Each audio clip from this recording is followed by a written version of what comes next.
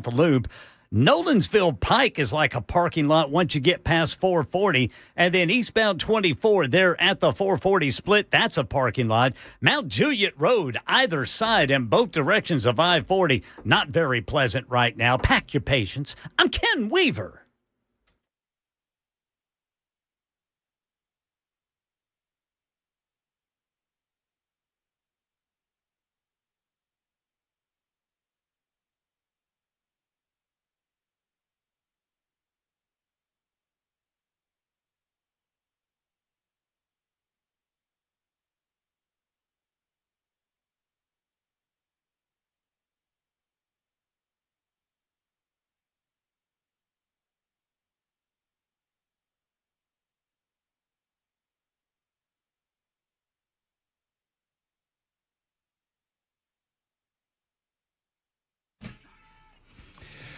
Hello, boys and girls, children of all ages. Welcome into the Matt Murphy Radio Show. Here we are, and here we go. Happy to have you with us this Monday, August 10 edition. Is it? Man, oh man, the summer just flying by. Before you know it, it's football season, and after that, it's Christmas time, and then it's 2032, and I'm an old man. Too late. Older man. Too late. I beat you to it. I beat you to the old joke. What's going on, everyone? Hope you're doing well. We'll introduce you to those voices coming up in just moments from now. It is the Matt Murphy Radio Show, 4 hours of what we hope to be talk radio excellence on this August 10th. It's the year of our Lord 20 and 26, episode 1093 of our gatherings together, and we've enjoyed almost every single one of them. You can find us on the radio, 99.7 FM. We're also on a variety of different apps. We're on Spotify, iHeart, TuneIn, just to name three. We have our own, which, by the way, Jackson and I, hey, Ken. Yes, sir. Jackson and I did some sleuthing earlier before the show. Believe it or not, there's some show prep going on before we do this show. Always. And guess what happened? What? They updated the app. Really? Our app has been updated. Jackson, am I lying or dying? If I'm lying, I'm dying, right? Yeah. Yeah. So Way to go, Brother Murphy. The app has been updated and to reflect some, not so recent events. Which is nice.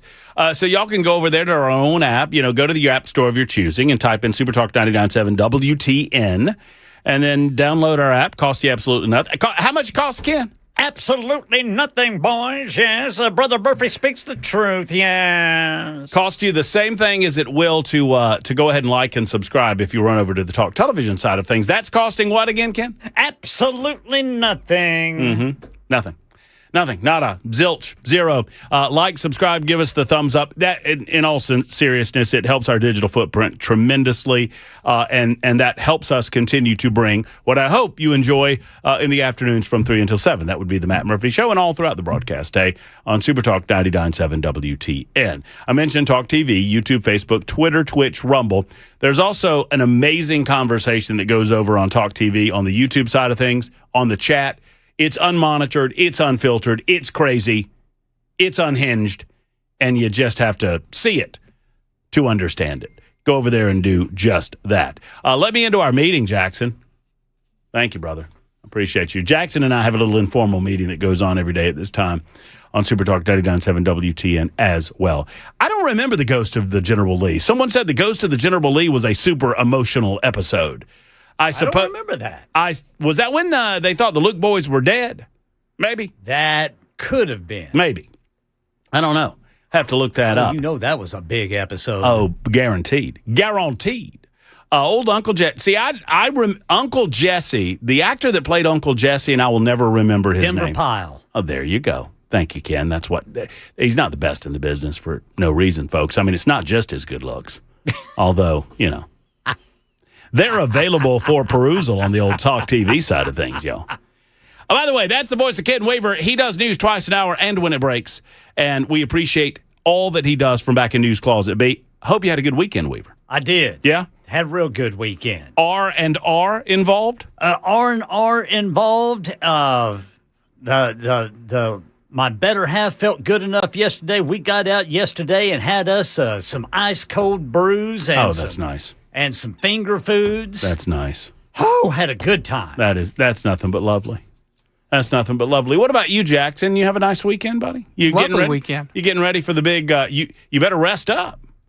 We got a big gubernatorial race to run, my friend. That's right, dude. We're about to launch that sucker. It's going I to be was nice. out there shaking babies and kissing hands. See, I told you that you had it backwards. No, I told you I think I'm right on this one.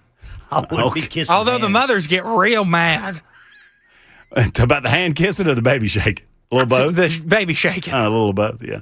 Well, I guess they would. Shaking babies and kissing hands. Yeah, Jackson's running for governor of the state of Tennessee. Jackson, He's going to outlaw Vanderbilt athletics. and take over Mississippi. We need those casinos. Well, Jackson wants the casinos from Mississippi. By the way, y'all got your Powerball tickets? I do not. Apparently, it's up there. I don't know. 905 million. Is that what it is? Yes, sir. Oh, y'all call me when it gets to real money. I'm always amused, and I'm the same way. I mean, we're the same way in my family. Do y'all do the same thing where if it's 200, 300, 400 million, I'm like, whatever, chump change. 400 million, chump change. When it gets to like $1 billion, suddenly I'm interested in the lottery again. I don't understand how that is. Right. But it is what it is. I'm going to get me one on my way home. Y'all, thank you to Alabama. Thank you so much. We need to thank Alabama every time this lottery gets up to where it is. Thank you, Alabama, because they're coming across those state lines on the southern portion of the state line between Tennessee and Alabama, and they're frequenting our convenience locations, and they're filling up with gasoline, and they're buying knicky-knacks and snacks and all that sort of thing while they get their lottery tickets. Thank you to the morons in the state legislature of the state of Alabama for not allowing them to utilize lottery as a form of entertainment, which would ultimately put a little money in their coffers as well as keep the money spent on those lottery games of chance in their state. Thank you, Alabama. We appreciate you. When y'all go south, remember, when you cross the state line, set your watches back 4 years because you're in Alabama. That's mean. I enjoyed my time there. I bet you did. I really did. I mean, Alabama, they're good people. Good people. State's a little weird, but good people. Good people. Speaking of a little weird, Jackson, what did you think of our we do this thing on Fridays called Matt Murphy Movie Mayhem, and we made, Ken, I don't know if you know this or not, we dedicated ourselves because I failed the audience, and I know that I did, and I fell on the sword. Because I missed watching the movie a couple weeks, when we did Interstellar. Yes, Remember sir. that? Yes, and sir. I missed watching the movie, and I told Jackson, I said, Jackson, I said on that Monday, I am rededicated to this bit. I'm rededicated to this presentation, and I'm going to dedicate myself to make sure that we follow up on it. We're going to have a movie on Friday. We're going to watch that movie. We're going to review it on Monday. Yes, sir. And let me tell you, what a great film it was. It was called Project Hail Mary, starring Ryan Gosling. Almost a solo venture by sir. Gosling. Have you seen this film, Ken? Yes, sir. Have you seen it? I have. Did you cry? No. Oh, do you not cry at movies at all? I do some, yes. Oh, man, Ken Weaver. You didn't, when he, Ken, can I talk to you for a second? Yes, you can. When he tells little Rocky he'll watch him Little sleep. Rocky. When he said, I'll watch you sleep. I mean, Gosh. yeah, I did fall in love with Little Rocky. Oh, well, you know what I'm saying? He's a good little fella. When Rocky had to rest. I love that part. What'd you think of the film, Jackson? Don't give the full review because we're going to do that at 6:35 tonight. What'd you think of the movie? My loyal constituents, I have a confession to make. I fell asleep during that movie in the first 10 minutes, and I woke up this morning, and my Amazon was Why is he talking like Bill Clinton? on the suggested for you page, and I failed you. I failed America. Why is he talking like Bill Clinton? It's like a split between Jimmy Swaggart and Bill Clinton. I did not have sexual relations with that movie. I did not finish that movie. I fell asleep. I was sleepy. I'm sorry. There's almost some gravitas in it. Oh, Jackson. Oh. So I felt this was coming, Ken. Yeah. I felt it was coming at, hold on, I'm going to pull it up. I felt it was coming at, Stand by, stand by. No, that's Jack Johnson. Stand by. I sent a message at 9:26 last night. And I said, well, I didn't think this stupid movie would make me cry, but here we are.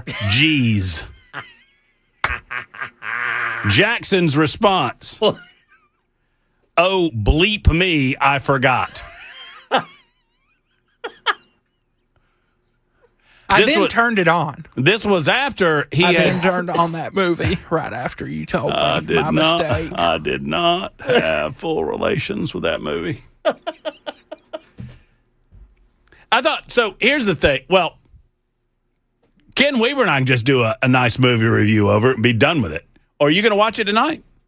I will watch it tonight and rededicate myself to the people of Alabama, Arkansas, wherever he's from. Okay. Well, then we'll do the movie review tomorrow then if you're going to watch it tonight. But it's a fine film. Also, I can't see your super text anymore. Why not? What? It looks like they finally kicked Chris Webber's account out of the text messaging application. Have you been using Weber's all this time? Yes, they never set me up an account. Looks like they finally fixed that error. Stand by, Mr. President. I don't know whether I want him to continue this voice or not, Ken. Where are you on it? I don't know where I'm at on it. I'm fascinated how long he can keep this up. It hurts my voice. Boy, that little Rocky was cute, wasn't he, Ken? He was, man. He was a cute little thing. Good little fella, too. Oh, well, yes. Yes. And the end of that film, well, anyway. And the end of it was great. I thought it was, too. I freaking loved the end of it. I loved everything. Well, I mean, my goodness gracious. I mean, I don't want to spoil anything for anybody, but my goodness gracious. My goodness. Exactly. You got to do what you got to do. And we know what little Rocky did, and so you got to do what you got to do. Right. It's about sacrifice. It's about sacrifice. And it's about relationships, and it's about what it is to be human. Yes, sir. It's the way we would put it, although one of the creatures involved wasn't. Right. So, all right. TB says we got to stop because some people have not seen the movie, and that is legit. If we were talking about a movie that was 30 years old, I wouldn't feel bad about it, but this one came out earlier in the year. So, that's true. Happy Monday to everybody. I know Ken Weaver loves it. We, not so much. We've got lots to get into on the show today. I feel like we did not get a full-throated recap Friday because we were so busy. Had three Congress people. No, we can't call them that yet. What are we going to call them? We've got three Republican candidates who have just defeated their primary challenges in the Republican Party primary. Charlie Hatcher was on the show. Johnny Garrett was on the show. And Brent Taylor was on the show. That's all podcast. You can find it at 997WTN.com or wherever you get your podcasts. So we had that going on. We had Fry J going on. So I don't know that we had a full opportunity to recap the election, the primary elections that were last Thursday. But we're not going to rest on our laurels either because there's new information and new stuff coming up to include information and action potentially regarding Lower Broadway and Davidson County, generally speaking. So country music artist John Rich, a good friend of the show, and several other downtown business owners are now urging Governor Bill Lee to call a special session of the Tennessee legislature over taxation in Nashville. John Rich has said that he and other businesses sat down with the Tennessee House Speaker Cameron Sexton last week to discuss significant tax spikes that they've seen and request that state leaders intervene in some fashion. Sexton has reportedly explained to the group that a special session would be the only way for state leaders to discuss the issue. Rich said Sexton, as well as Senate Majority Leader Jack Johnson, have agreed to request that the governor call for a special session. We will speak to country music superstar John Rich about this matter at 4:35 today. Excited about that. At 5:05 today, we will speak with the Speaker of the House of the state of Tennessee, Cameron Sexton, who will be with us to speak on this matter, also to preview his Saturday event that I will be a part of. Jackson, I don't know if you're going or not. I'm going. Saturday, 6 p.m., big burger event out in Crossville, Tennessee. Oh, yeah. Hamburgers and cheeseburgers, Jackson, so they got your kind, too. We'll be out there Saturday. I think the event starts at 6, and should be a fun time. Apparently, first time I'm going. This is the 6th annual, but I'm told that this thing draws like 2,000 people. Like it's an insanely popular event in that part of the world. So we'll talk with Speaker of the House Sexton about that, amongst other things, coming up at 5:05 this afternoon. Your telephone calls, of course, if you have any thoughts on the race that was last Thursday, 615-737-9986. If you have any thoughts on property taxes in Middle Tennessee, specifically in Davidson County. When Democrats tell you who they are, I suggest that you listen to them and don't allow them to deny it after they clearly explain to you who they are. We've got that as a subject coming up a little bit later on. We may or may not get into the WNBA. The WNBA is just such a joke. It's become such a joke. Did y'all hear they're having a meeting this week to discuss what a woman is? Don't call Ketanji Brown Jackson. Hell, she doesn't know. They're going to ruin that league.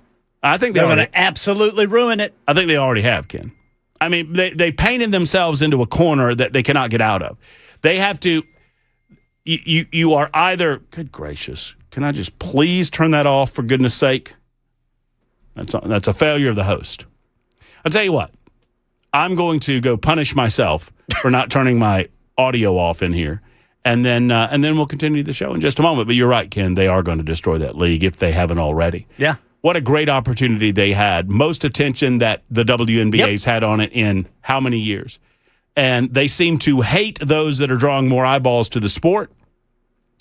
Yeah. And apparently they hate the nature of the sport, that it's for women. Yeah.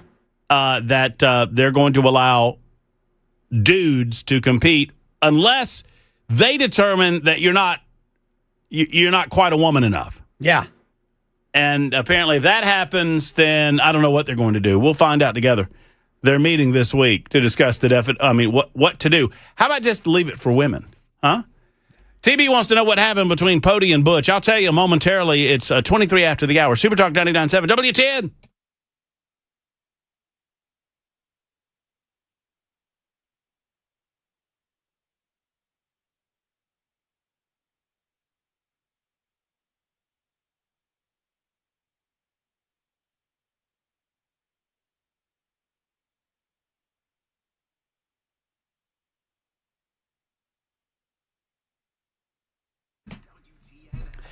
Hello, friends. It's Matt Murphy for U.S. Pest. Our friends at U.S. Pest want to talk with you. They want to see you. They want to know what they can do to help you eliminate the bugs that perhaps are infiltrating your home and your property and taking over your lives. You don't need this, friends. You need U.S. Pest on your team.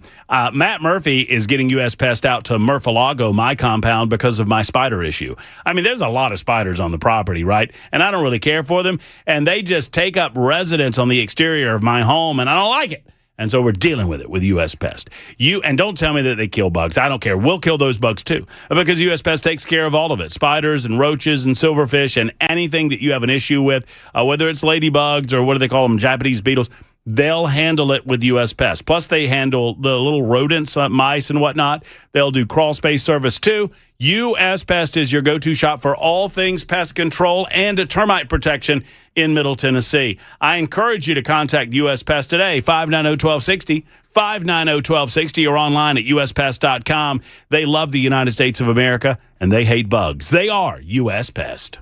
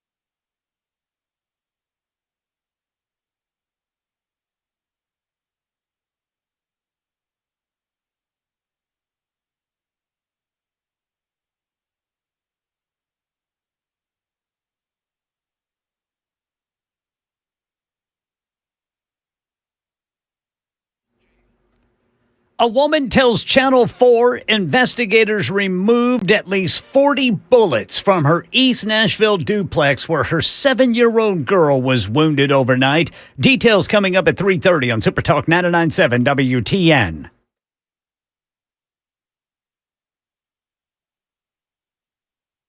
Super Talk 99.7 WTN. I'm getting in trouble. Our good friend Dusty Slay's like, what's up with all this Alabama hate? Come on, man.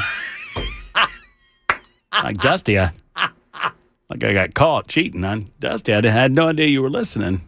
You gotta warn a brother. I freaking love Dusty Slay, man. He's so good. Dusty grew up in Opelika, which when I first got to, I don't know that I've ever told Dusty this story, but Ken, you'll understand this. Yeah. When you try to do the news in a new area.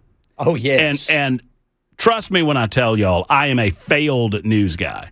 Ken Weaver is the best newsman in the business. I was a failed newsman. But when I first got to Montgomery, Alabama, back in 1999, actually. Yes, sir. I was asked to do afternoon news on the country station. All right. And I did. And I promptly began talking about a story out of Arab, Alabama. In Arab, Alabama today, 3 men arrested from methamphetamine, and all that. Right. And I got promptly alerted to the fact that it's Arab. Arab. It's not Arab. It's Arab. Yeah. Spelled the same. OP was also a fun one. OPP.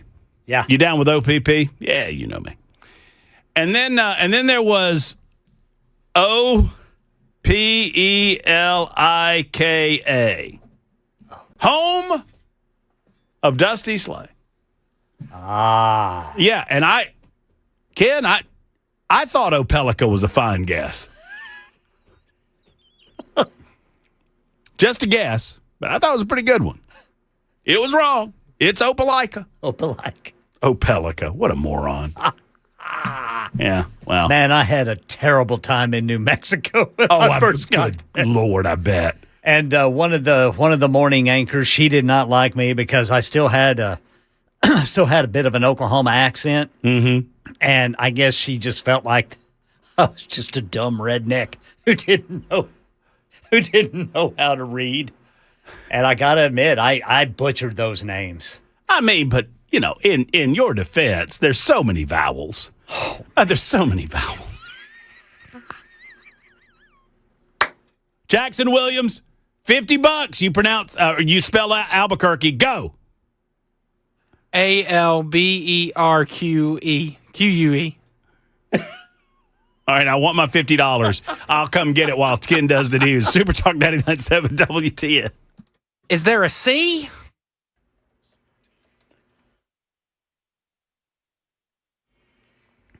I'm Ken Weaver with your top stories. Everybody north of Lawrenceburg in Middle Tennessee is under a heat advisory this week, as starting tomorrow afternoon when we could see feels like temperatures of 105 degrees or higher.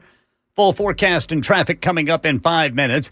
Channel 4's Steve Mailing says a 7-year-old girl is recovering from a bullet wound to the leg after someone fired shots into her East Nashville home overnight. The girl's mother that I spoke with told me this isn't the first time that her family's had to duck for cover after bullets were fired towards their home. They actually live in a duplex in East Nashville, and the mother tells me that this is the second time this year that her neighbor has been targeted as a result of a drive-by shooting. This is the first time, however, her family has been hurt as a result. Yeah, the woman claims investigators found at least 40 bullets in her home. Officers responded to this duplex in the 1600 block of Trutland Place shortly before 2:30 this morning. No arrests have been announced. President Trump today signing an executive order making recommendations about the childhood vaccine schedule and recommending the measles, mumps, and rubella vaccine be split into 3 separate shots. The MMR, we want to have separate visits, separate times. The vaccine being broken into 3 separate single doses and vaccines being administered in separate visits. The order appears to direct federal agencies to change or reconsider federal childhood vaccine recommendations and to encourage broader recognition of exemptions. It also reportedly instructs the Department of Justice to look at whether states are violating rights related to vaccine exemptions.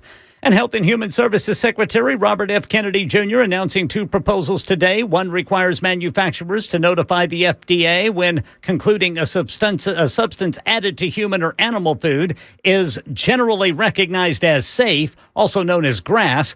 The other, created with the Agriculture Secretary, is the federal government's first proposed definition of ultra-processed foods. Kennedy says it's an effort to fix what he calls a broken system. These 2 actions will change how the federal government oversees what's in our food and how we understand the foods that Americans eat. That's the latest news, traffic, and weather next. I'm Ken Weaver, WTN News.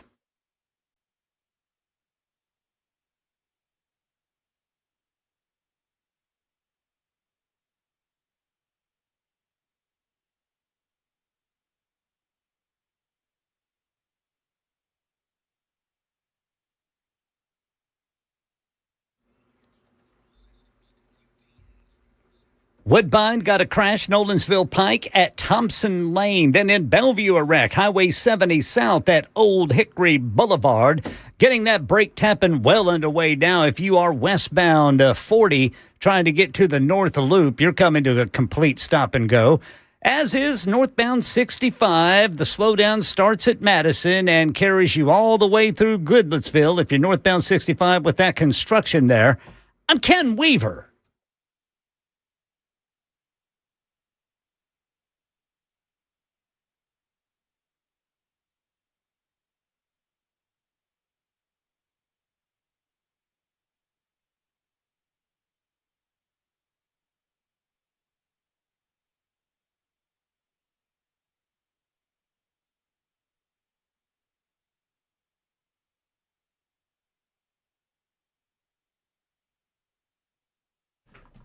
Hi, friends. Matt Murphy for the Tennessee Men's Clinic. Gentlemen, let's talk about that health of yours. You know me. I believe in addressing the issue, getting in front of the issue, and I believe you need to do this as well, man. I understand the tendency that guys have to try to shake this off or take care of it themselves or just not worry about it or ignore it. But if you've lost the ability that you once had for intimacy in the bedroom, that can be a game changer when it comes to your relationships. You need to address that, man. If you have energy levels that are just lower than you think they should be and you don't know why, you need to address that, man. And you do that with the Tennessee Men's Clinic. They're your qualified urologist. That team of urologists will help assist you wherever you might be in Middle Tennessee. They have multiple locations for you. Obviously, the OG in Nashville. Cool Springs was second. Clarksville came a year ago, and now the brand new location in Murfreesboro. Growing. Why? Because they do it the right way. They'll get you in for less than $100. They'll give you a full checkup, figure out what's going on in your body, get a little blood work going, and find a plan of action that will succeed in getting you back in the game, man. That's what it's all about. Go to TennesseeMen'sClinic.com for more information or give them a call and schedule that appointment today. 615-208-9090, 208-9090.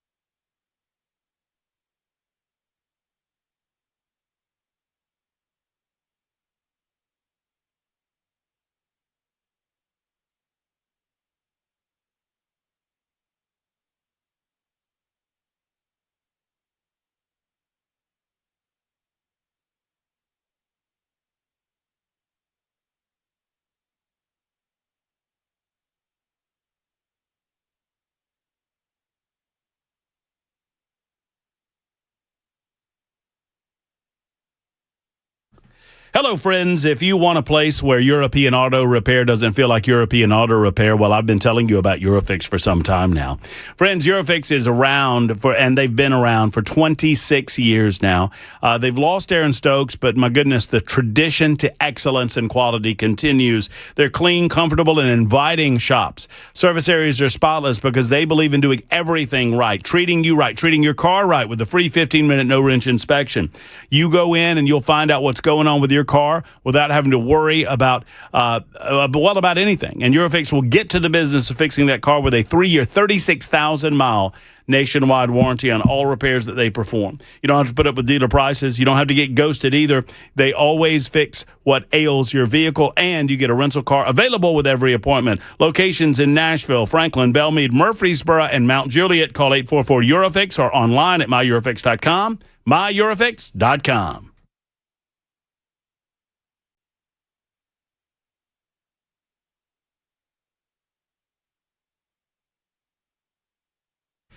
Super Talk 99.7 WTN. John in Lawrenceburg writes in and says, I should have took a left in Albuquerque. Albuquerque. I should have taken a left in Albuquerque. Indeed. Don't go anywhere close to Albuquerque. I've never seen Breaking Bad, but I hear that it's a pretty fair representation. Well, you don't want to mess with Tuco. Okay. No, you can mess with Tuco. I wouldn't mess with Tuco. Or his cousins.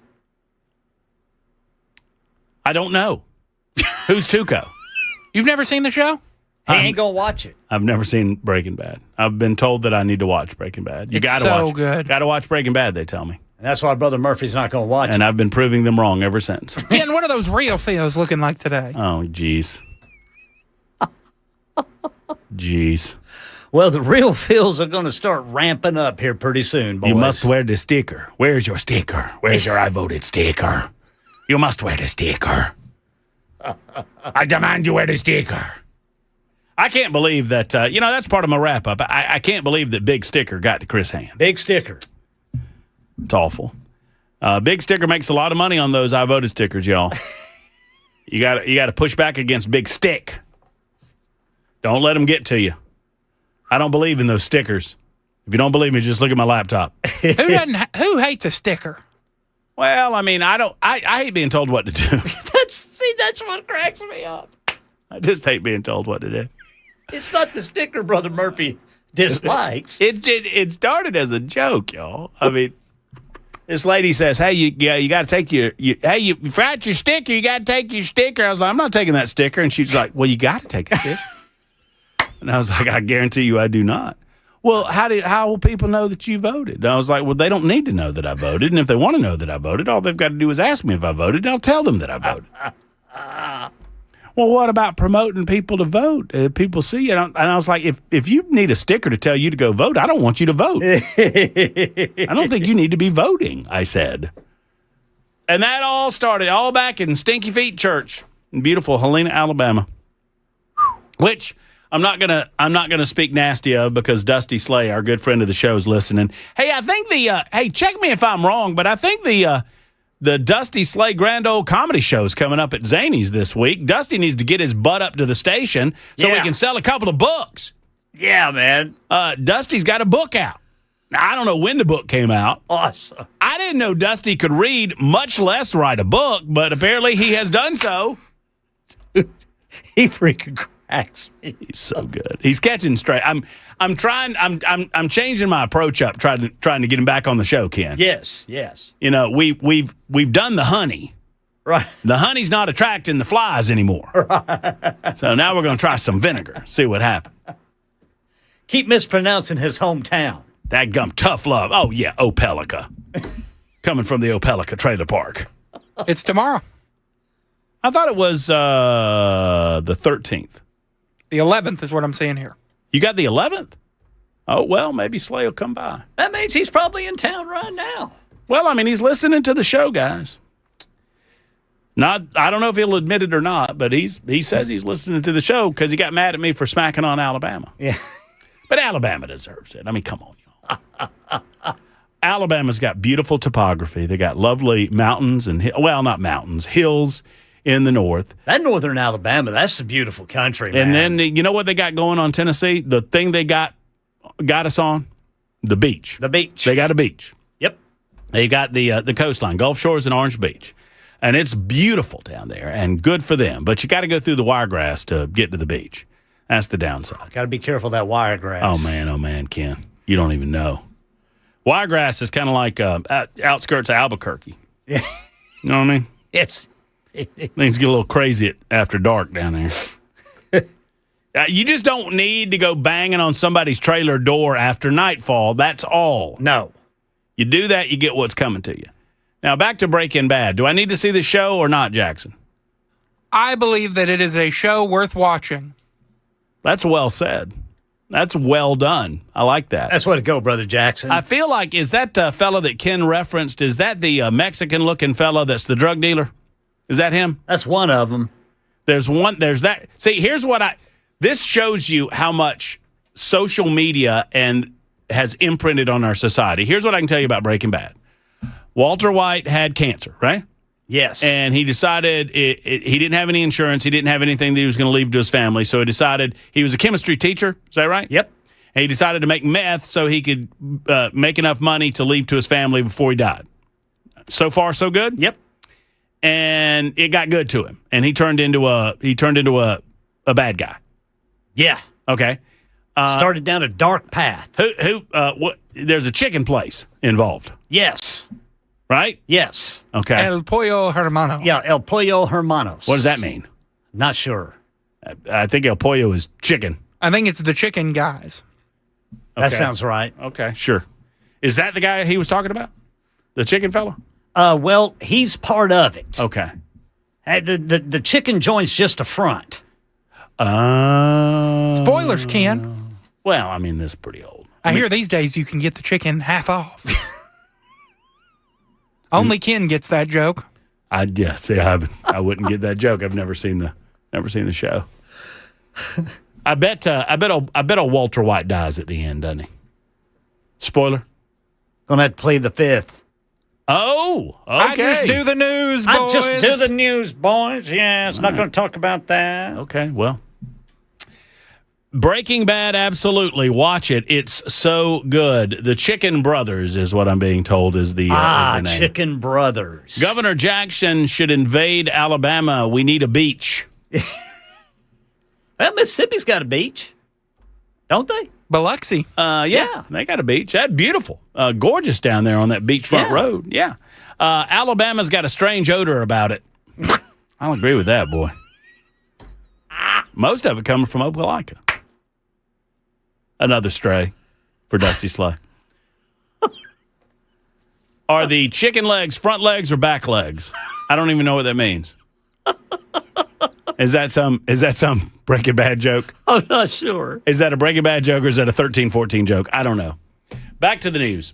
Democrats tell you who they are, and then they deny who they tell you that they are. If you don't believe me, then, hold on a second. I can't do this yet because I've screwed this up. I got to move that over here. I got to move this over here. I got all my stuff in the wrong spot. Here we go. Democrats want to lie to you now and tell you that they aren't who they say they are. Alexandria Ocasio-Cortez is example number one from over the weekend. She was on ABC this week. Jonathan Karl in for whoever. I don't know if Jonathan Karl's the host or not. Jonathan Karl holding court and talking with Alexandria Ocasio-Cortez about socialism within the Democrat Party. Let's listen in. The abolished prisons, abolished police, which is also positions that have been taken by a lot of the progressive candidates who have won. Mm-hmm. How do you get around that? Yeah. I mean, those are not positions that are supported by right. most of I mean, I think that a lot of these races, even right now, they'll have a tendency to be nationalized. Yeah. But these races ultimately are local, and all politics are local. My understanding is that is that Francesca Hong has made clear her present stances to her electorate. Yeah, she's moved away from a lot right, of that. she's moved away from it. And I have a local city councilman that has this saying, woke one was crazy. Woke one was crazy. Okay, that's isn't that cute? Woke one was crazy. All of those positions that you took up during woke one, it was just crazy. She went on to say that, we were during the pandemic and it was insane. And, these were crazy times and people said crazy things. They still believe all of this stuff. They just understand in order to win state or national elections, they have to lie to stupid people and convince stupid people to vote for them anyway. This is how socialism flourishes anywhere and everywhere. It's why socialism is always preceded by a general and healthy dose of apathy. Apathy and class warfare. Always, and civil unrest as a result of the class warfare fomented by the very Democrats that claim that they're not against the United States of America. They're not against our Constitution of the United States. They're not against our democracy. At the same time, they say they want to eliminate the Senate, eliminate the Electoral College, even the presidency of the United States of America. These radical socialists say they want to eliminate not just Immigration and Customs Enforcement, all police agency. And the leftist media like Jonathan Karl allowed them to get away with it for years. And they smiled and they nodded their heads. And the radical AOC has become mainstream. She grew mainstream out of those radical positions that she has taken for so many years. And now that she is potentially, believe it or not, and I welcome it. I hope she does. A 2028 presidential candidate? Friends, forget her political positions. This woman's not smart enough to be presidential material. I'm not saying that because I disagree with her. I'm saying it because, well, I've watched her. She does quite well in environments where people like Jonathan Karl laugh off her lunacy and allow her to get away with these types of things. When you hold her feet to the fire, there is no depth. Ask Tom Homan. Ask any intelligent individual that has gone against her on a House committee. Even when she holds all of the high ground, she still gets destroyed. Why? She doesn't have a tremendous command of the issue. She's not been challenged on her positions. She says radical things and gets away with it. And then when she gets cornered like she did on, mildly cornered, he's going to ask her the question and then allow her to escape with a non-answer. Well, what about these radical positions? Well, woke one was crazy. Isn't that funny what I just said? Yeah, abolishing the police, that's really funny. Not having a rule of law, that's hilarious. Not having a border, that's great.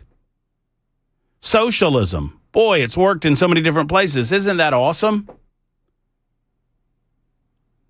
It's so funny until they come and take away your ability to fight back. It's so funny when they take away some of the God-given rights that are guaranteed to us by the Bill of Rights, the Constitution of the United States of America. They wipe their asses with our Constitution, and they think it's funny. It used to be funny, but now they're getting elected. Why are they getting elected? We better examine it. We better be willing to talk about it. We better be willing to try to fight for the skulls of mush that are going out into these leftist places and voting for this nonsense, because like a cancer, like a virus, it is growing across our country. Sadly, the lure of socialism is very sweet to minds that don't know better. We call them useful idiots. They don't know better until they do, and when they do, it's too late to do anything about it. That's the way socialism always works. 615-737-9986, 52 after the hour. Back in a moment with your calls.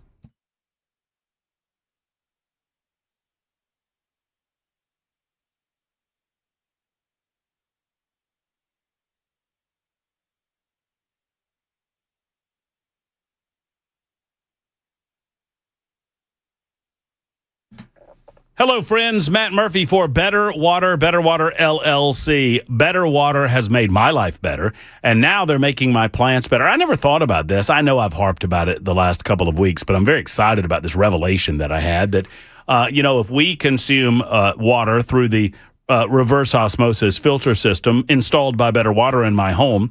If I utilize that for me and our clothes and everything else in the house, why in the world wouldn't we help our plants out with it as well?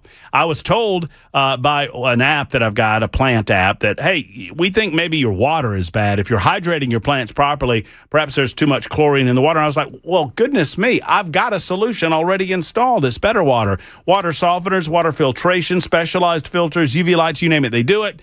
And they do it for all the house or your business or whatever it might be. If you've got a coffee shop and you're not utilizing Better Water, I would humbly suggest you're doing it wrong. Go to betterwater.com. That's betterwater.com, or better yet, call them and tell them that I sent you. 615-355-6063. 355-6063 for our friends at Better Water, LLC.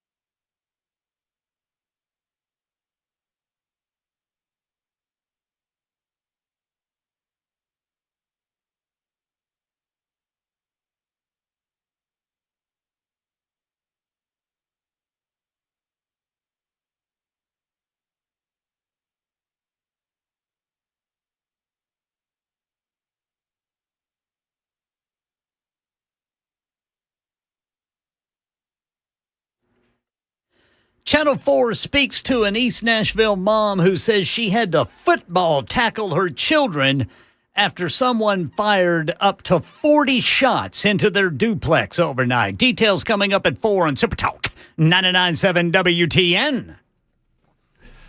My goodness gracious. That is crazy. That's coming up in about 2 minutes or so. Supertalk 99.7 WTN. Your telephone calls on the way as well. 615-737-9986.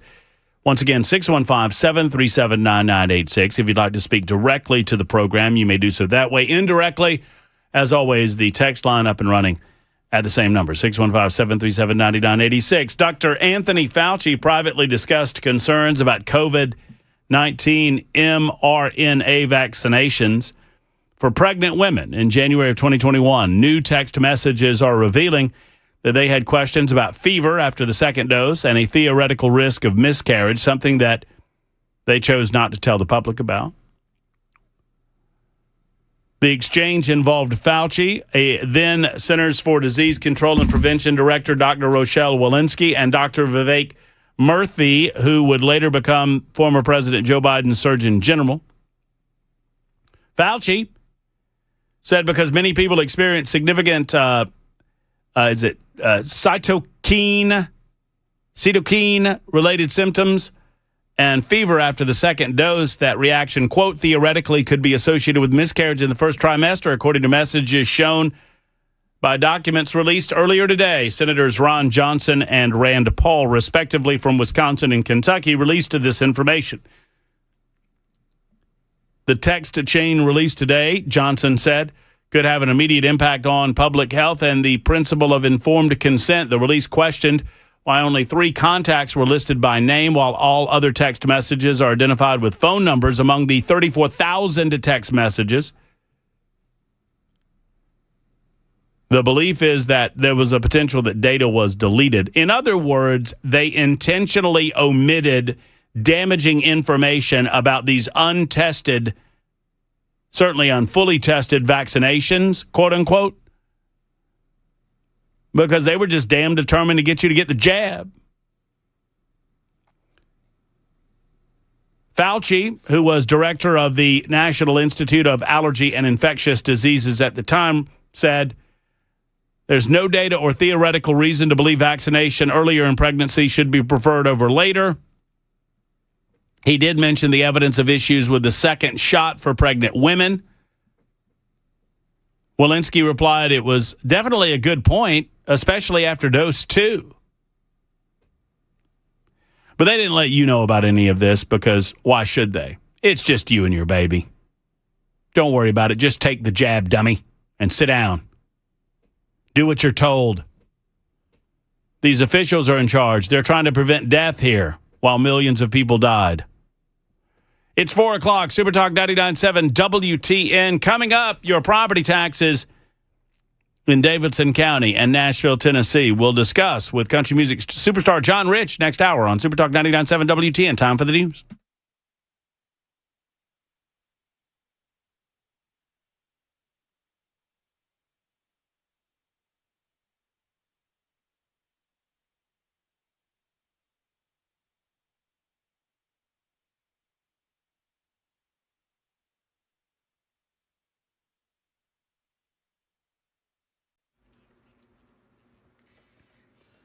Four o'clock on the dot. I'm Ken Weaver with your top stories. Everyone north of Lawrenceburg and McMinnville in Middle Tennessee is under a heat advisory over the next several days because the feels-like temperature could go above 105 degrees. Got the full forecast and traffic in 5 minutes.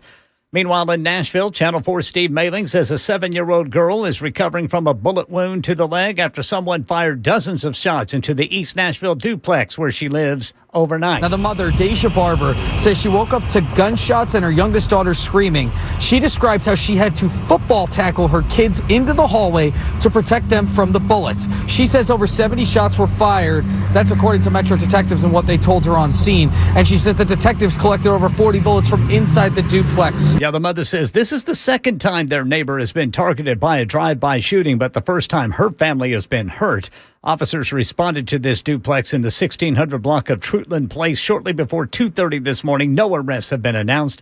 President Trump today signing an executive order making recommendations about the childhood vaccine schedule and recommending the measles, mumps, and rubella vaccine be split into 3 separate shots.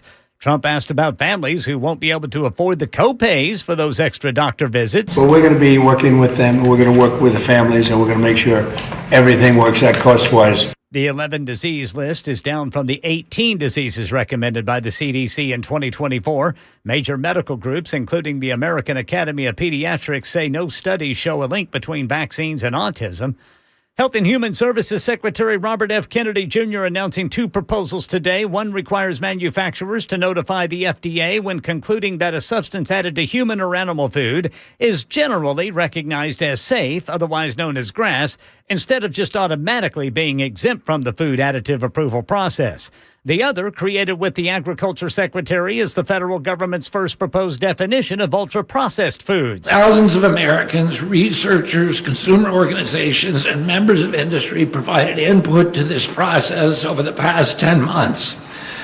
For the first time, we will have a consistent federal framework to study these foods, to understand their effects on human health, and to build stronger and lasting nutrition policy. And right now in Tennessee, News 2's Liz DeSantis reports on a Tennessee veteran living with multiple sclerosis trying to change the ban on hemp THCA because she doesn't want to go back on pills. For years, this was part of how Christy Medor managed the pain of multiple sclerosis. Prescription after prescription. At one point, the Tennessee veteran says she was taking around 32 pills a day, including opioids. But as the side effects of those prescribed drugs started to cause more problems for her, she says she turned to THCA instead. I actually used that to get through the withdrawals of coming off of the opioids because it helped with the nausea, it helped with allowing me to eat. She says legal hemp-derived gummies and vapes help dull the constant pain, control spasms in her legs, and help her sleep through the night. Yeah, Medor's petition has more than 1,000 signatures. It's at change.org. Reverse Tennessee's ban on hemp products. That's the latest news. Traffic and weather next. I'm Ken Weaver, WTN News.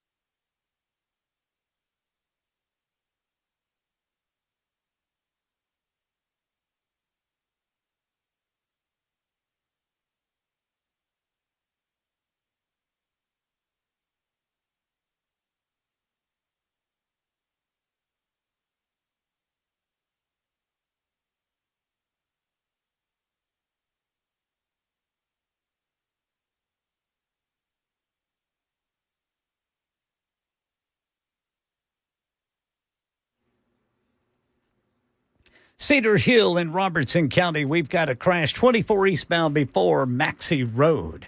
Checking over here in Rural Hill, got a crash Bell Road just south of Rice Road. Bellevue about to clean up a crash 70 south there at Old Hickory Boulevard. In Murfreesboro, we've got a crash 24 eastbound past Joe B. Jackson Parkway. Back here in Nashville, a crash Whites Creek Pike at Mormon's Arm Road. And in Brentwood, looks like we got a crash. Old Hickory Boulevard right here just east of 65. It is real slow going if you're eastbound 24, starting on eastbound of 40 all the way over to the 440 split and then beyond Thompson Lane. Eastbound 440 brake tapping over to 24 from 65. And then trying to get through that construction there at Goodlettsville. You're coming to complete stop and go brake tapping right there at the split with 386. I'm Ken Weaver.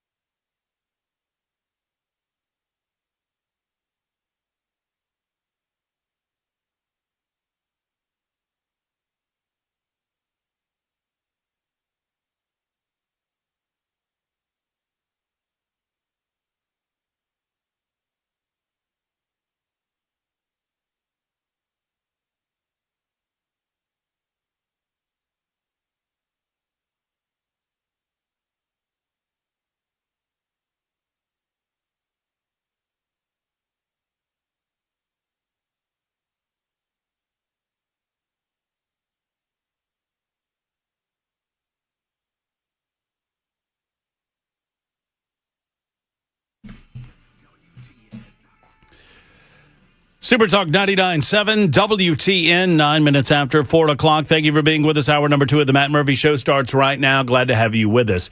There are primaries in Wisconsin, Minnesota, South Carolina, Connecticut, Alabama, and Vermont tomorrow.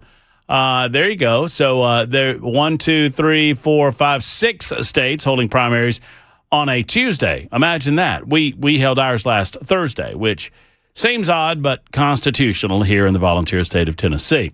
More on that coming up in a moment. Also, your telephone calls at 615-737-9986. Just getting news that the Fauci people, along with the Centers for Disease Control and others in charge in 2021, knew that some of the COVID-19 quote-unquote vaccinations could potentially threaten women who were pregnant. They weren't telling us any of that at the time. But they knew, and I'm just pouring through some of these email and text message exchanges being held at the time, and it is frightening what the government attempted to get away with under the promise of controlling the pandemic. And it was never about controlling the pandemic; it was always about controlling you. In the meantime, hey, this is good news. A little good news for you. Planetary alignment. So we were just talking about this awesome movie that all of us watched over the weekend, Project Hail Mary. Yeah. Mm-hmm. Have you seen where 6 planets are going to be aligned tomorrow? Or no, wait, that's the day after tomorrow. On August 12th, 6 planets will appear lined up from Earth's perspective, giving skywatchers a chance to spot multiple planetary objects during a single event. Some of the planets will be visible to the naked eye. Others will require binoculars or a telescope because they are, after all, further away.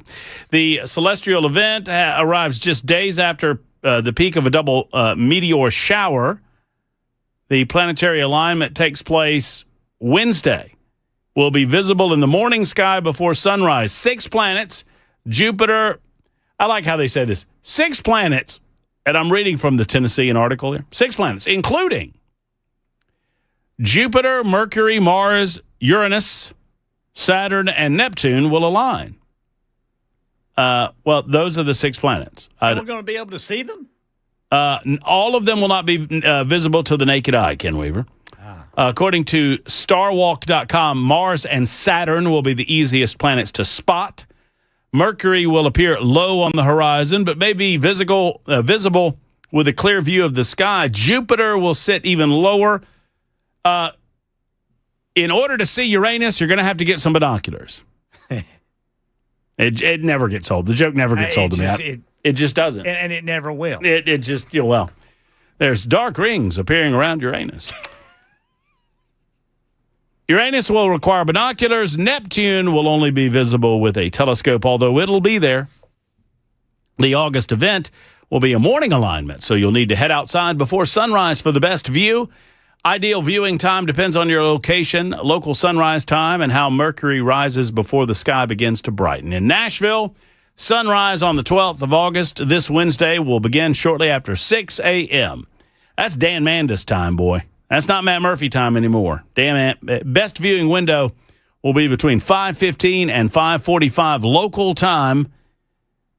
Dan Mandis time, Nashville's morning news time, 5:15 to 5:45 in the a.m. During that period, the sky should be dark enough to spot most of the planets, while Mercury and Jupiter will remain above the eastern horizon. There you go. I'm going to get up and look at them. Are you? I'm going to do it. I'm not. And my eyes are going to be naked. That means that you will not see Uranus. That might not be a bad thing. Nor Neptune. I was about to make a joke about you probably seen that enough, so you don't need to see. You don't need to see that anymore. But no, it's pretty cool. That's pretty cool. So if you are a stargazer, you've got that on the horizon. In the meantime, we got this on the horizon. A lot of business owners are saying that they're having to shut down or they're having to consider shutting down in Nashville. And the leadership in Nashville, Tennessee don't seem to care. We're going to find out if our state leaders care any bit. We'll talk with John Rich about this coming up in just a moment. Downtown business owners like Barrett Hobbs, also at the meeting, he said if businesses continue to close, Nashville and the state will lose a major source of tax revenue. I've been talking to you guys about this for a while. I call it the goose that lays the golden eggs. Are we going to kill said goose for temporary gain and long-term sacrifice? Freddie O'Connell doesn't seem worried about any of this. Freddie O'Connell, he's trying to carve out exceptions. Oh, we need to create a zone of exceptions where this business gets an exception to the property tax increases, but these other businesses don't. This resident is a winner. This resident is a loser. That doesn't sound too good to me. Maybe just admit that you made a mistake going up on property taxes in the manner that you did, and despite what he tries to confuse the people with, ultimately your cost on your property went up in Davidson County, and they knew that it did. Because of these sky-high assessment increases, they went down marginally on the overall rate, but they know that the overall tax burden went up on the citizens, and they know that. And it did not have to be that way. They could have levelized it in a way where it did not go up, but they chose not to do that. They chose to go up on your taxes, especially if you're a business owner in Davidson County. Well, John Rich is a business owner in Davidson County. And he's concerned, as well he should be. Hopefully the state's paying attention. I would remind you that we do not currently have a state property tax in Tennessee. And on the ballot in November will be a provision by which we will never have a state property tax in Tennessee so long as the voters have any say in it. If you go to the polls, I think it's amendment number 2, if I'm not mistaken. Someone will correct me if I am. And you vote yes on 2, which would give you an opportunity to say, we're never going to have a property tax in this state, no matter what, and unless and until the voters go back to the polls in an amendatory process and determine that they want it. Now, this will not affect local taxes. This will not affect the counties that utilize property tax for their own purposes. That's a local issue, not a state issue. But as far as the state goes, our property tax rates are currently at 0, and they will remain at 0 unless and until the voters see otherwise. Scott writes in and says, of course Mayor O'Connell doesn't care. They don't care about it because when the tax revenue goes away, he'll just have an excuse to tax the citizens and residents of Davidson County more. This goes to a more broad perspective about government and government overreach. So I was looking at a story out of New York City, and we are not too far away from something like this. Recognize that what they're trying in New York right now is soon to come to metropolitan areas like Nashville. So, New York City Mayor Zohran Mamdani, socialist, is throwing his support behind a piece of legislation that would force Amazon and other delivery giants to directly employ thousands upon thousands of drivers. Amazon has promised New York City that if they do this, it will force Amazon outside of the 5 boroughs, which will obviously lead to slower and more expensive delivery.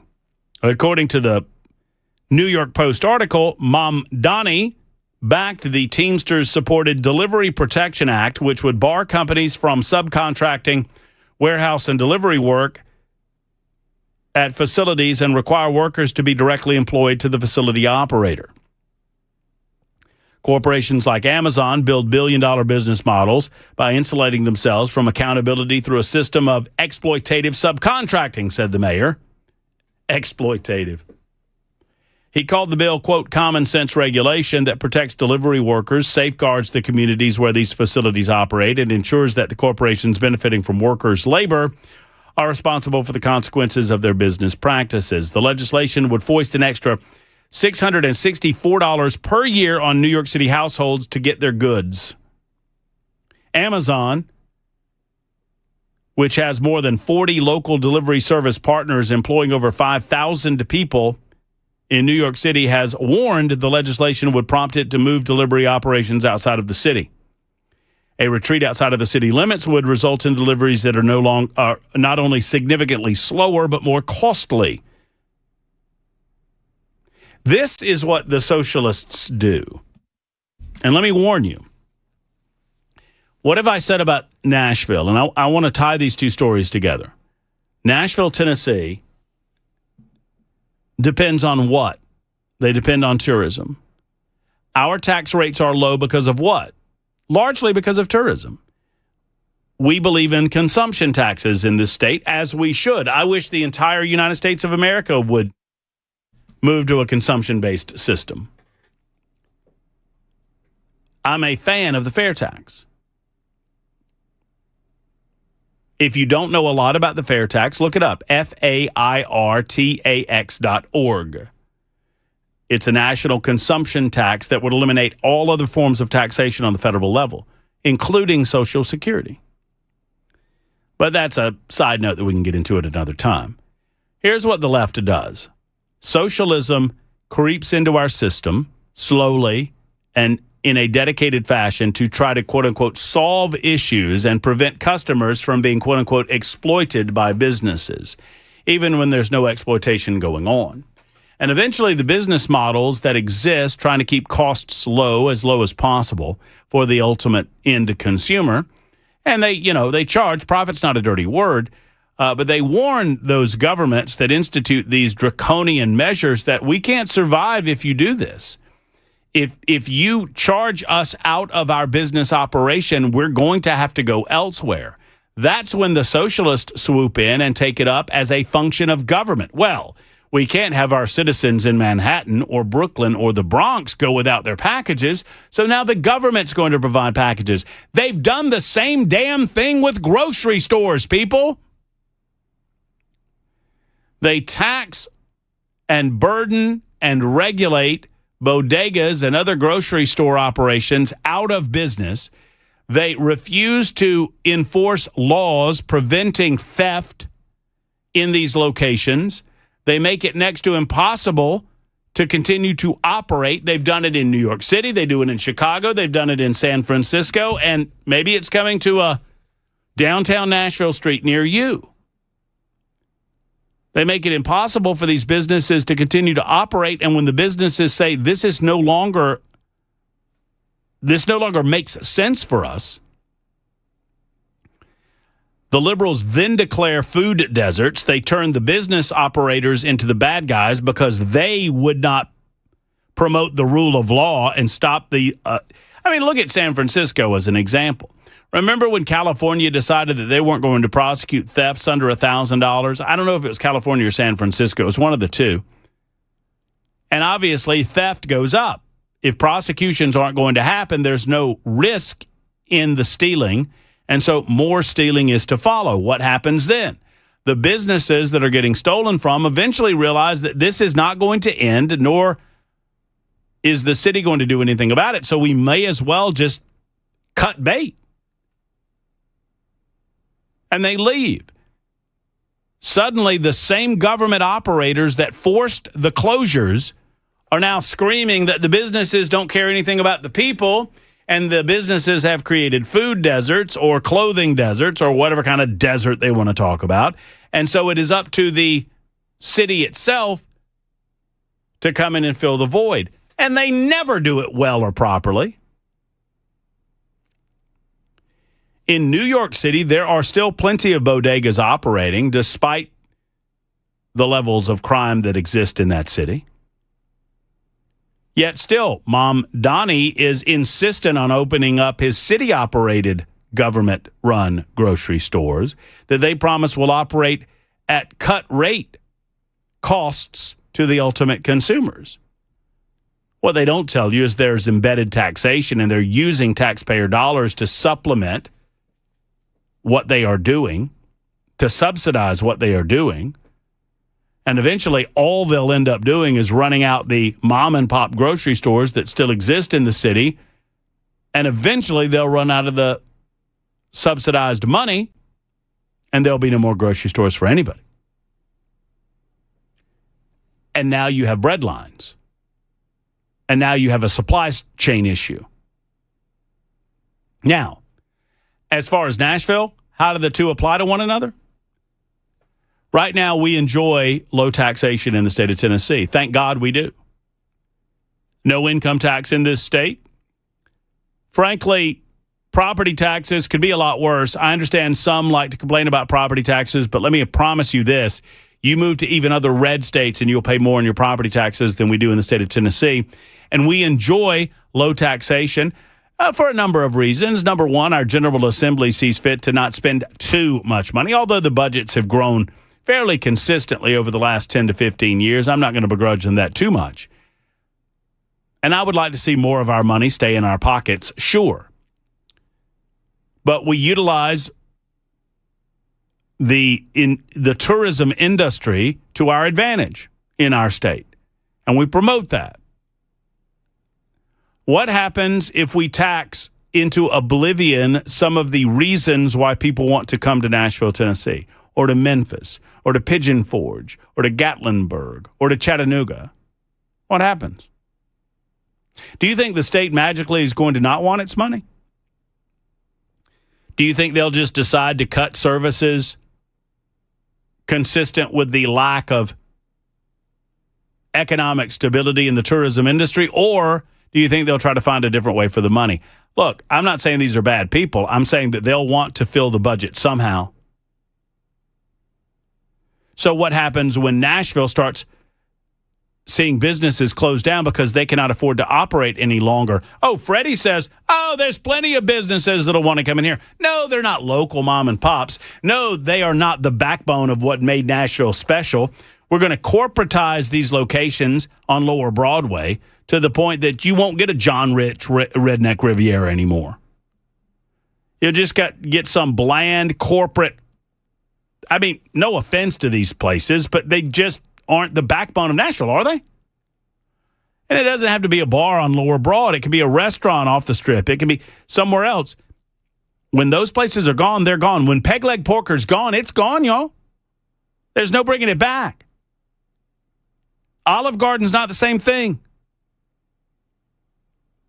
And they'll still want their money, and they'll still want their money, and they'll still want their money. Best push back now to keep that which makes Nashville unique and different, that keep the tourism dollars flowing. Otherwise, they're going to get their money somehow. 26 after the hour. Super Talk 99.7 WTN.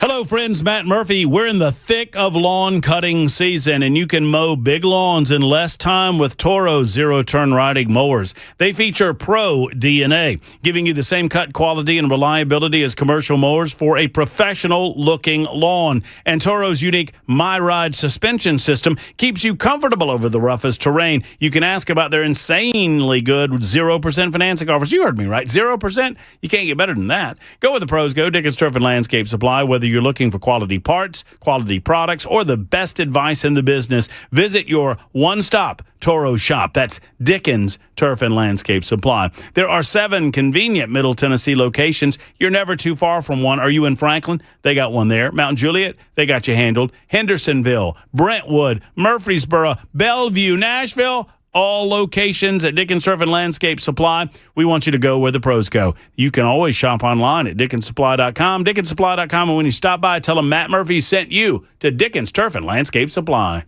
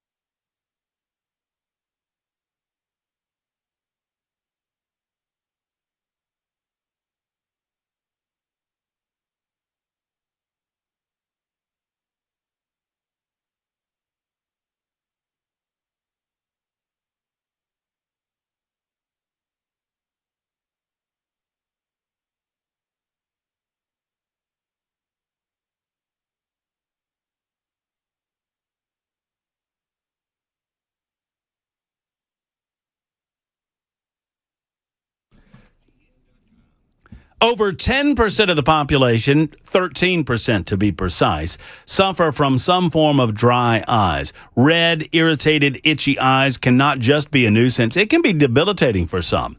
Well, if you suffer, I want to introduce you to my friend Dr. Catherine Beckman and the Beckman Dry Eye Institute. They're located in Franklin on Mallory Lane, and their clinic treats dry eyes exclusively. Her practice is truly one of a kind. I've been there. I've seen it with my own eyes. No pun intended. She doesn't treat your vision. She doesn't sell you glasses and whatnot. She is an expert in her field. Her practice is the most up-to-date clinic of its type in Middle Tennessee. She's been in practice for over 30 years and knows her stuff. Friends, her website is BeckmanDryEyeInstitute.com. Go over there and check it out, BeckmanDryEyeInstitute.com, or better yet, go ahead and make that appointment today. Friends, if you are suffering from red, irritated, dry eyes and can't find relief, there is relief possible for you. And this is not a temporary relief. This is permanent action that can alleviate you from this issue once and for all. 629-230-3161. 629-230-3161 or BeckmanDryEyeInstitute.com.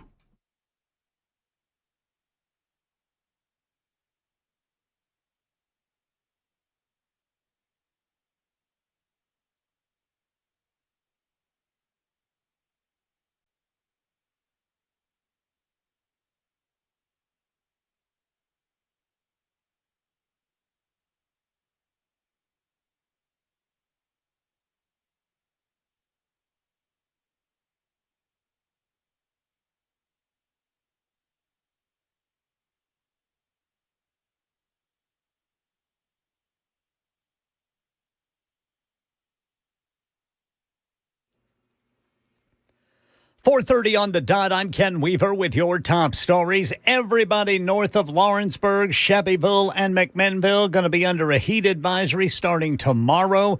That is for feels-like temperatures that could get above 105 degrees, probably through Thursday of this week. Full forecast and traffic coming up in 5 minutes. Channel 4's Steve Mailing spoke to the mother of a 7-year-old girl with a bullet wound who says investigators recovered 40 bullets from their duplex in East Nashville, even though the target of that drive-by shooting overnight was their neighbor. She says while her daughter is recovering, leaders need to step in to make sure this doesn't happen again. My unit and the unit that they was intending to hit, I wasn't the target whatsoever, but my daughter got a stray bullet, and that's not cool. That's not fair. They got to put a stop to this.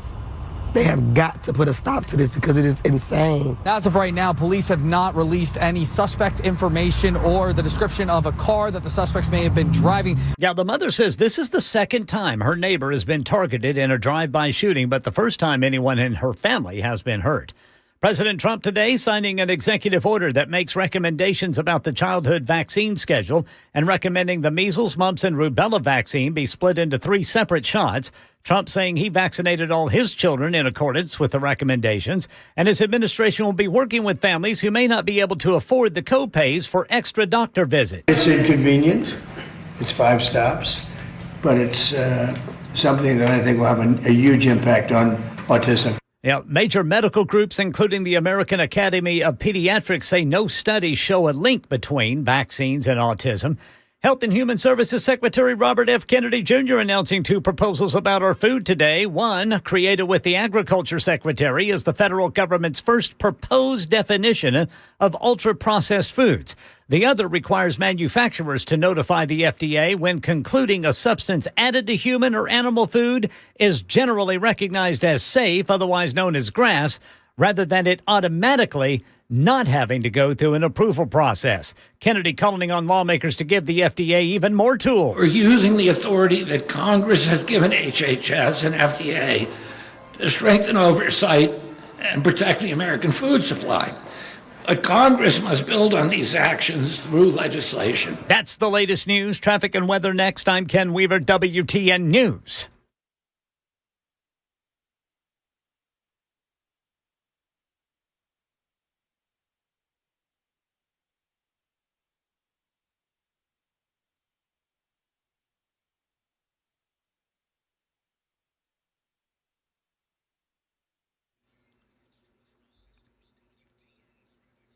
All right, we got a stalled vehicle blocking the left lane, 440 eastbound, right before I-24. Rivergate, a crash, 65 northbound past Vietnam veterans.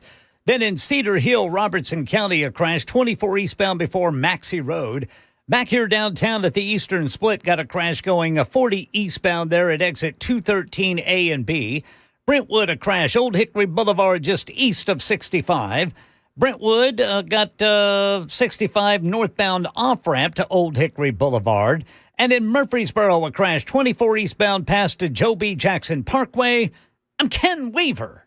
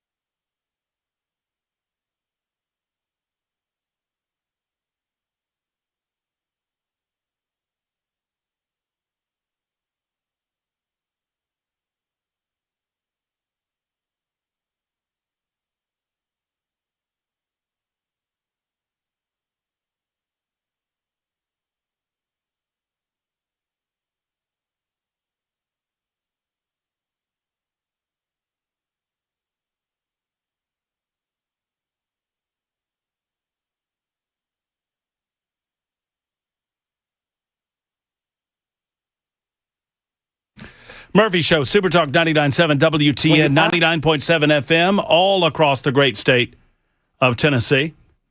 100,000 watts of blowtorch power from Alabama to Kentucky and all points in between. Of course, we're on iHeart, TuneIn, Spotify, our own app, Super Talk 99.7 WTN, then the Talk television side of things, YouTube, Facebook, Twitter, Twitch, Rumble. We appreciate each of you for listening. We appreciate your response, for you dialing in on the telephone lines or, of course, responding on the super text line. I think this is our first opportunity. We've had many conversations with John Rich in the past, but this is my first opportunity to welcome in the special envoy for American landowners, because I think this is the first time we've talked to John since he was appointed as special envoy for American landowners, and it is a pleasure to speak to him on the Murphy Show hotline. John Rich, everybody. What's up, John? How are you? Hey, Matt, doing great. I will say that I appreciate that. Congratulations. But today I'm actually speaking to you as a country music singer. That's right. So, yeah, so got to separate those two. Separate those two.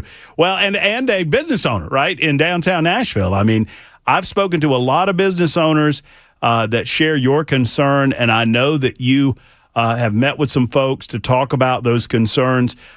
I've been saying that I'm afraid that there are some in downtown Nashville that are going to kill the goose that lays the golden eggs, and that is tourism. And if we don't have tourists to have places to go and enjoy live country music, enjoy what you offer at Redneck Riviera or wherever it might be, then, you know, we can watch this thing dry up pretty quickly. Just talk to me about your concerns. Do you share those that I have? Well, so we're already having venues closing their doors. Nashville Underground went away a few weeks ago, and I'm not going to give you, names of establishments that are about to close because that's their business. But there are many over the coming weeks and even handful of months, let's just say before the end of this year, that have no choice but to close their doors on Broadway. Now, the way we got to this point is our comptroller there took two or three comps of buildings that recently sold for astronomical values. I'm talking like inflated, crazy money. And took those comps, instead of all the rest of them, took those comps and compared everybody else's building to those new comps, these inflated comps. And they got that locked. And then they came in over the top with a massive tax increase. So when you put those two things together, you wind up with a balance sheet where there's no way to profit from your business. Just to give you a number, on average, every single establishment on Broadway would have to net out of their business 18.5% more than they did prior to the situation we're in today, which is impossible. It's mathematically impossible. And listen, you're talking about operators, Matt, down there on Broadway. These are some of the greatest venue operators alive. Mm-hmm. Broadway does more business per square foot than Times Square, than Las Vegas, than the French Quarter. There's nowhere you can name in America that does more business per square foot than Broadway in downtown Nashville. So explain to me, with that amount of business, how you can't turn a profit. That should give you an idea of how egregious the situation is. And just before I hand it right back to you here, I've now had Metro City Council members reaching out to me who probably disagree with me on basically every subject, except they see what's about to happen to downtown Nashville. You're exactly right. People come to Nashville with their convention or on their vacation because of live country music. We're the only town like it, Music City. And if the lights on Broadway go out, get ready for a cascading effect across this state, not just Nashville.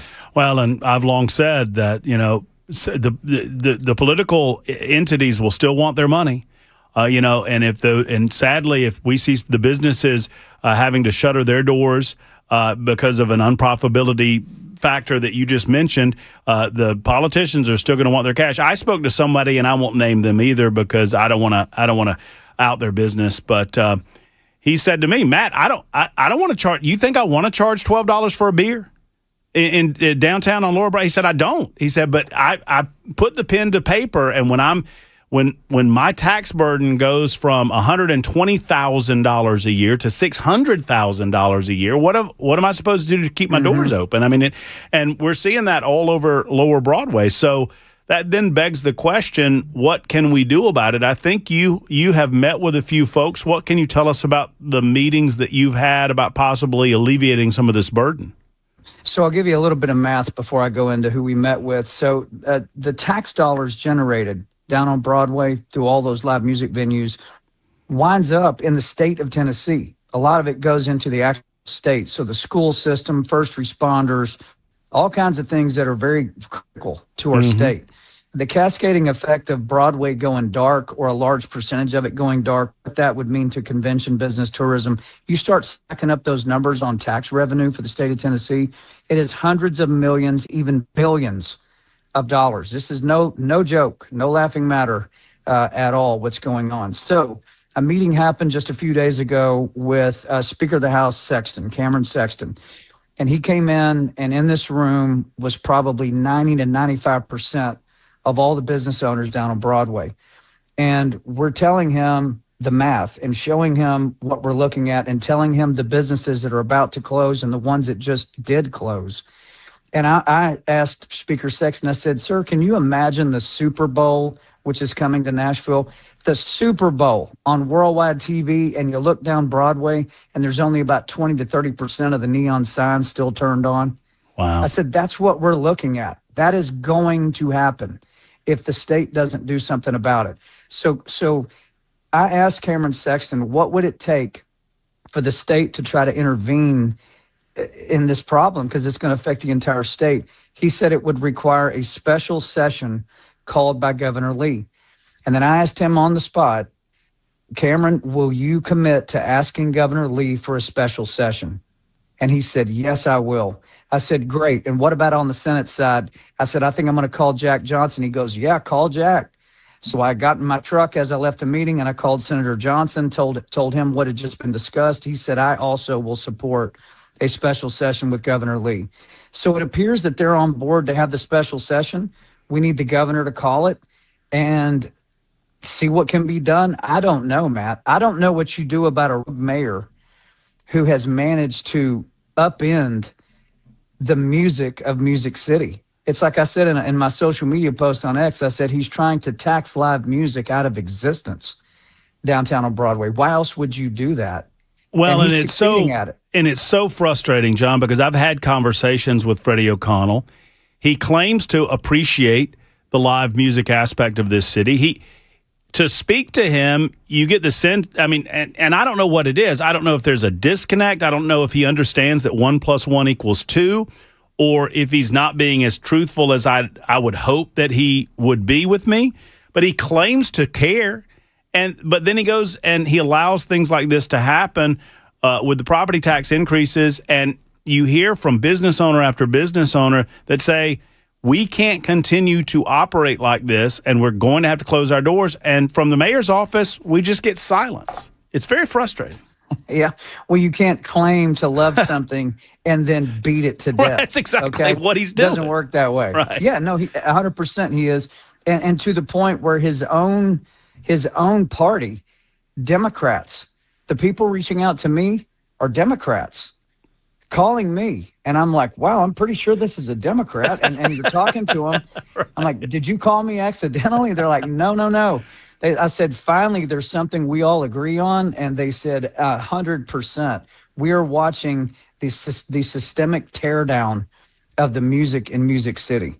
And we have got Metro City Council is going to have to step in. The state's going to have to step in. Or you're right, you're going to have door after door closed as the Super Bowl rolls into Nashville. And not to mention what the convention business does. Do you really think people come to Nashville to walk up and down Broadway with no live music? Well, that's right. I mean, obviously, I think it is the backbone. You know, if you look across the state of Tennessee, I recognized when I got here in 2021 that what we have to offer is so unique to our state, but it can go away. It's not something that we are owed. It is something that a lot of people worked hard to build up, and they did so in a way that, you know, the government kind of stayed out of the way. If the government tries to intervene and take 2 or 3 or 4 pounds of flesh out of this thing, they'll kill it. And well, do you know the current taxes on how it worked prior to Freddie coming in? Walk me through. So 25. Let's say you go down there to wherever. You go down there to Legends Corner and you order yourself a cocktail. 25% of the gross of that ticket, let's say it's a $10 cocktail, $2.50 of that is tax that goes straight to the state. 25%. You could call it a sin tax, call it whatever you want, but it's 25%. Okay, calculate that number across an entire year of the amount of people that go into downtown Nashville and then start closing the doors. Here's an interesting thing, Matt. We actually have a baseline to work from. So this is not theoretical. The baseline to work from is COVID, because during COVID, every single bar was shut down. And then we saw how that affected tourism, and we saw it affected convention business and everything else. We saw how many tax dollars went away. That's the baseline. So if you work up from zero and go to 50% is out, 60%, 70%, and so on and so forth, those numbers, we're working them right now. Matt, they are astonishing how many tax dollars that actually is to the state of Tennessee. I mean, it's mind-boggling, honestly, how much tax revenue is generated from Broadway.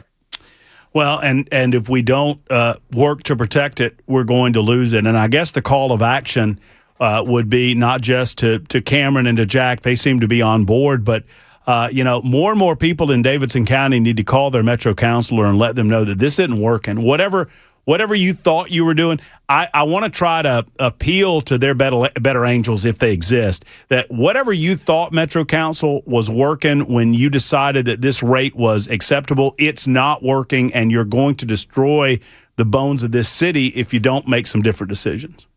And that happening, lights going out on Broadway, spills over way outside of Broadway. You know, all your other businesses that depend on that amount of traffic coming through our town, all of them are going to get clocked over this one. I mean, listen, Nashville Underground's been there 15, 16 years. It's gone. Rubel Sanderson, who's 90 years old now, who is one of the greatest, most legendary live music venue operators in history, is sitting in the meeting speaking with Speaker Sexton, and he's got his hands up in the air like, there is no calculator that makes this make sense. This is unsustainable. You've got to do something. So this is not like a bunch of knuckleheads sitting around in a room. The calculator don't lie, and it is bleak if something doesn't happen. All right, John, before I let you go, so many people on the Super Text line are asking me the same question. What John needs to run for mayor. John Rich, you might be the only, I don't know if you self-identify as a Republican, but I know you're a conservative man. You might be the one conservative that could win election in Nashville mayoral politics. You really think that's possible? I think you'd have my. Let me tell you something. The John Rich Brigade would be out in force, baby. I don't know. I don't know if it's possible. I think you're the only conservative that could win in Nashville. I really do. Well, I personally don't think it's possible, but I will tell you this: it is encouraging to be an outspoken conservative like I am and be receiving phone call after phone call from Democrats that also love Nashville, love the live music scene. They know how important it is, and they want to work in tandem, literally bipartisan, to go in and try to figure this out. That's actually very encouraging, and it also should be the absolute fact to show everybody listening right now, this is no joke. This is a 911 on Broadway. Amen. Well, I'm glad you are sounding the call and sounding the alarm. Hopefully, Davidson County and the surrounding communities and all of Middle Tennessee, all of the state will hear that call. We've got Cameron coming on in the 5 o'clock hour. Obviously, we're going to talk to the Speaker of the House about this same subject and encourage him to do everything that he can. And we so appreciate you doing everything that you can to save the backbone of this community, because you're so right. If we see some of those lights going dark, I understand that a lot of our listeners don't go down to Lower Broad. That's for the tourists, and they stay. But the city exists as it does. Our outlying communities exist as they do, based on the backbone of the country music industry that laid all those tracks before us. And if we don't cultivate it and keep it, we're going to lose it. And you're leading that charge.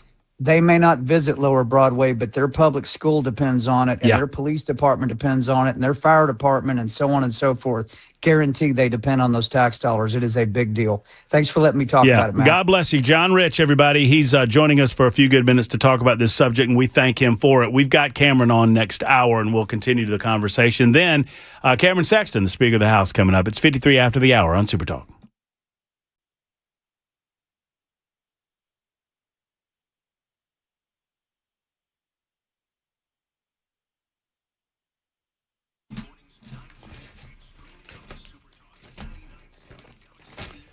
Hey, y'all noticed that before I talk about Timberland cabinets, that we didn't get a no out of John Rich. Did you notice that? You did not get a no. We did not get a no when I asked him about running for mayor. We got a, you really think I could win? Yeah, I think you could win. Based on the amount of response that I just got off the super text line, I sure think it. If Jackson Williams can win the governor's race, John Rich can win mayor of Nashville. Or vice versa, or versa vice. Founded in Middle Tennessee in 2005, I love promoting Middle Tennessee businesses, and Timberland Cabinets is one. Located in Columbia, their core mission is to deliver the highest quality cabinets at the lowest and most affordable prices around, and they deliver on that promise every single day. Home builders, remodelers, dealers across the United States know the quality of Timberland Cabinets, and now right here in Middle Tennessee, you can take advantage of them being local. You can take advantage of these wonderful prices, and they're right here in our backyard. Friends, I toured the facility, and you can too. You can see cabinets being made from start to finish, the beautiful colors, the different designs, right there in Columbia or in Franklin.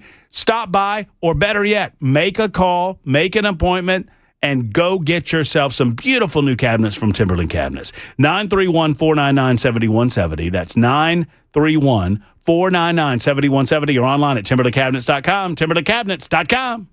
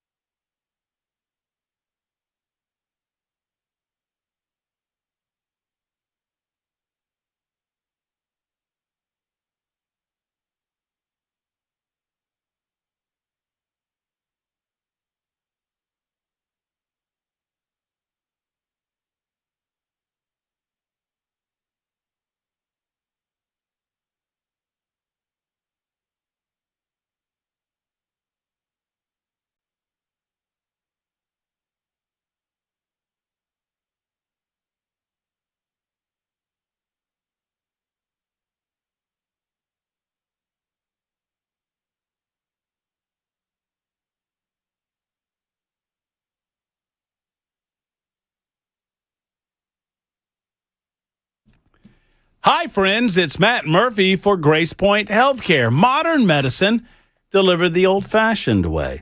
Friends, a direct pay primary care provider is pretty rare nowadays, but the bottom line is you need them in your life. Why? Because they don't want the insurance company in the room with you when you make a decision. Now, whether they're actually in the room or not, sadly, for some of the medical providers, they're there in spirit. In other words, they can't do certain things to treat you in the proper fashion because insurance might not pay for that or might disallow it or might make them jump through hoops in order to do what they perhaps think is in the best interest of the patients. At Grace Point Healthcare, they believe that that relationship is sacrosanct. It should never be interfered with, which is why they strive to get to the root cause of the issues impacting you and creating symptoms rather than just treating those symptoms. That's what it's all about. Right now, You have a few more days to get those sports physicals in for your youngsters. If you've got youngsters getting back to school, they've got sports physicals available at Grace Point Healthcare. Just call them and schedule an appointment over the next several days. 599-6868, 599-6868. It truly is modern medicine delivered the old-fashioned way. I love them. You will too. Located in the heart of Franklin, Grace Point Healthcare.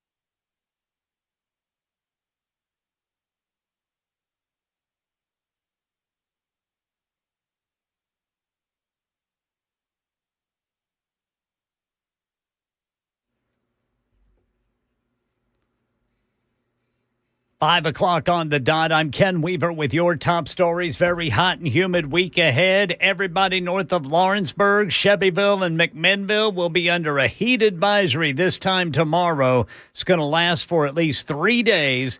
This heat advisory says the feels like temperatures could go at or above 105 degrees through the rest of this week. Got the full forecast and traffic in 5 minutes. Right now in Nashville, country music superstar John Rich telling WTN's Matt Murphy Show he has received commitments from House Speaker Cameron Sexton to ask Governor Lee to convene a special session to address property tax increases in Nashville, which Rich says are putting some Nashville residents and businesses, the mom and pop businesses, out of business. And I asked Speaker Sexton, I said, sir, can you imagine the Super Bowl, which is coming to Nashville? The Super Bowl on worldwide TV, and you look down Broadway and there's only about 20 to 30% of the neon signs still turned on. I said, that's what we're looking at. That is going to happen. Yeah, we'll be speaking with Speaker Sexton here on Matt Murphy's show coming up during the rest of the show this afternoon. Rich, by the way, says he's getting calls from numerous Democrats who fear the same, and they want the state and Metro Council to intervene too. A mother tells Channel 4 city leaders have to do something as her 7-year-old daughter recovers from a bullet wound to her leg after a drive-by shooting overnight that targeted their neighbor's side of their East Nashville duplex. My unit and the unit that they was intending to hit, I wasn't the target whatsoever, but my daughter got a stray bullet, and that's not cool. That's not fair. They got to put a stop to this. They have got to put a stop to this because it is insane. She says investigators found 40 bullets in her side of the duplex. She says this is the second time their neighbor's been targeted in a drive-by shooting, but the first time anyone in her family has been hurt. President Trump today signing an executive order making recommendations about the childhood vaccine schedule and recommending the measles, mumps, and rubella vaccine be split into 3 separate shots. The MMR, we want to have separate visits, separate times. The vaccine being broken into 3 separate single doses and vaccines being administered in separate visits. Well, public health experts have warned the separation could lead to an increased risk of children missing the shots and getting those diseases. ABC News medical correspondent Dr. Darian Sutton says the move is based on what he says are unproven risks attributed to the MMR vaccine. When you ask the main question, which is what parents want to know, which is what is safer? Should I separate my vaccinations or should I combine them? The main question here is safety, and that requires evidence. And as a physician, the next step is to provide that information from the best places that we know. For example, the American Academy of Pediatrics has stated that giving routine vaccinations simultaneously is safe and effective, and the adverse events as well as the negative side effects essentially from these vaccinations is comparable to giving them separately. President Trump says his administration will work with families who may struggle to afford extra doctor visits for the split-up vaccinations. That's the latest news, traffic, and weather next. I'm Ken Weaver, WTN News.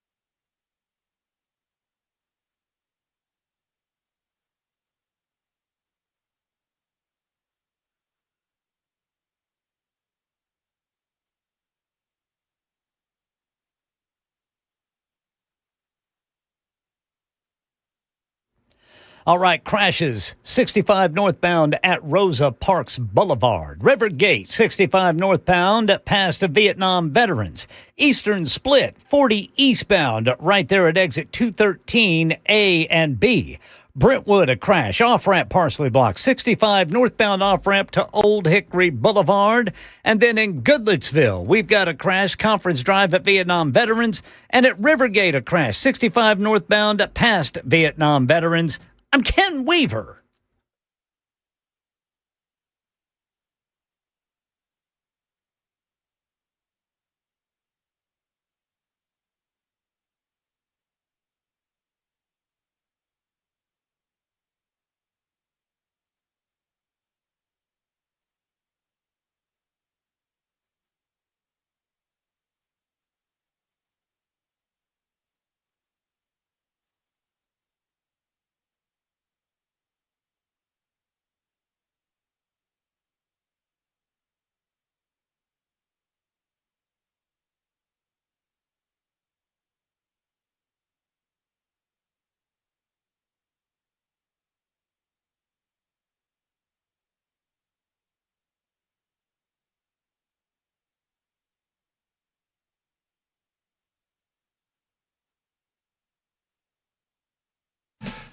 Super Talk 99.7 WTN. My name is Matt Murphy. This is the Matt Murphy Radio Show. 7 after 5. Thank you for being with us. Whatever time you're able to give, we're certainly appreciative of it. We'll keep you up to date on the headlines with Ken Weaver over in the news closet and opine on said same. We haven't spoken to this next gentleman in quite some time. He is Speaker of the House of the state of Tennessee. He is Cameron Sexton, and he joins us on the Murphy Hotline to talk about a number of issues, not the least of which is big burger event that's happening this weekend, which I'm very excited to be at for the first time. What's up, Cameron? How are you? Hey, I'm good, Matt. How are you today? I'm doing well. I'm done, man. We're blowing and going, having a good time. I mean, you were relatively quiet, letting the primaries kind of shake out. Did you enjoy watching the political shenanigans during the primary season? It was, yeah, I mean, I enjoyed it. We learned a lot and watched the interactions. And, you know, I think we're looking good with having Marsha Blackburn, our governor, come next year. So I'm very positive about it. And I thought about you because some of the outcomes make it necessary for you to have some additions into leadership, right? I mean, I think Johnny Garrett was your House Whip. And how does that work, by the way? Help me understand that. Is that a vote of the elected body, or is that a decision that you make as Speaker of the House? How does that work? No, so the only one that I can make in leadership is Deputy Speaker. And so the majority leaders of the caucus chairman to the whip to the floor leader are all voted on by our caucus. And so, yeah, to your point, we'll have a caucus election for whip. We'll also have a caucus election for caucus chairman because Representative Faison retired this year. So we have 2 spots open right now. Well, I know you're looking forward to the next session, but I don't want to get ahead of ourselves because I want to talk about a couple of issues that are kind of front and center today. But let's talk about the fun stuff first. You've got your burger event coming up this weekend, this Saturday evening, and I have been honored enough to be invited to be there. So I'm excited about that. It's my understanding that it's about the largest gathering that we're going to get to in the state of Tennessee. Am I correct? It will be the largest gathering. We've already, as of today, we're over 1,600 RSVPs already. Last year we had over 2,000, close to 2,500. We're looking close to getting to that. It's a great event, and more and more people come, and you know, a little bit for everybody. And tonight, and we appreciate you, Matt, coming this year and being one of our special guests. It's an absolute honor to be out there, and we look forward to doing that. So talk to me. We had a nice conversation with country music star John Rich about his concerns about what's going down on Lower Broadway and just more broadly in Davidson County.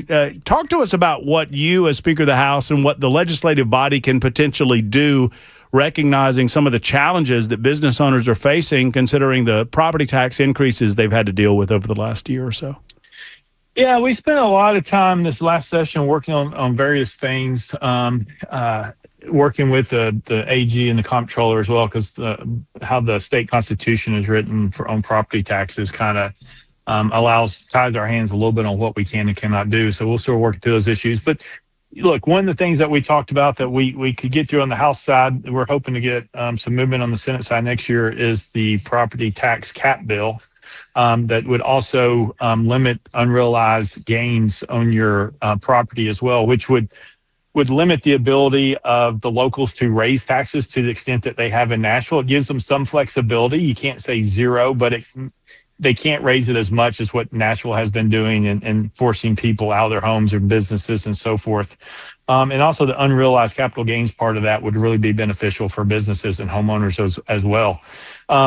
We were very close on the House. We were going to pass that through this year. We needed a little bit more in the Senate. We couldn't quite get there, so we'll refocus next year. We also put together a new board on the convention center. As you know, the convention center downtown has hundreds of millions of dollars of extra money outside of what they're paying on their bonds. So the money's supposed to go to the bonds first, and then whatever is remaining, they have the control over.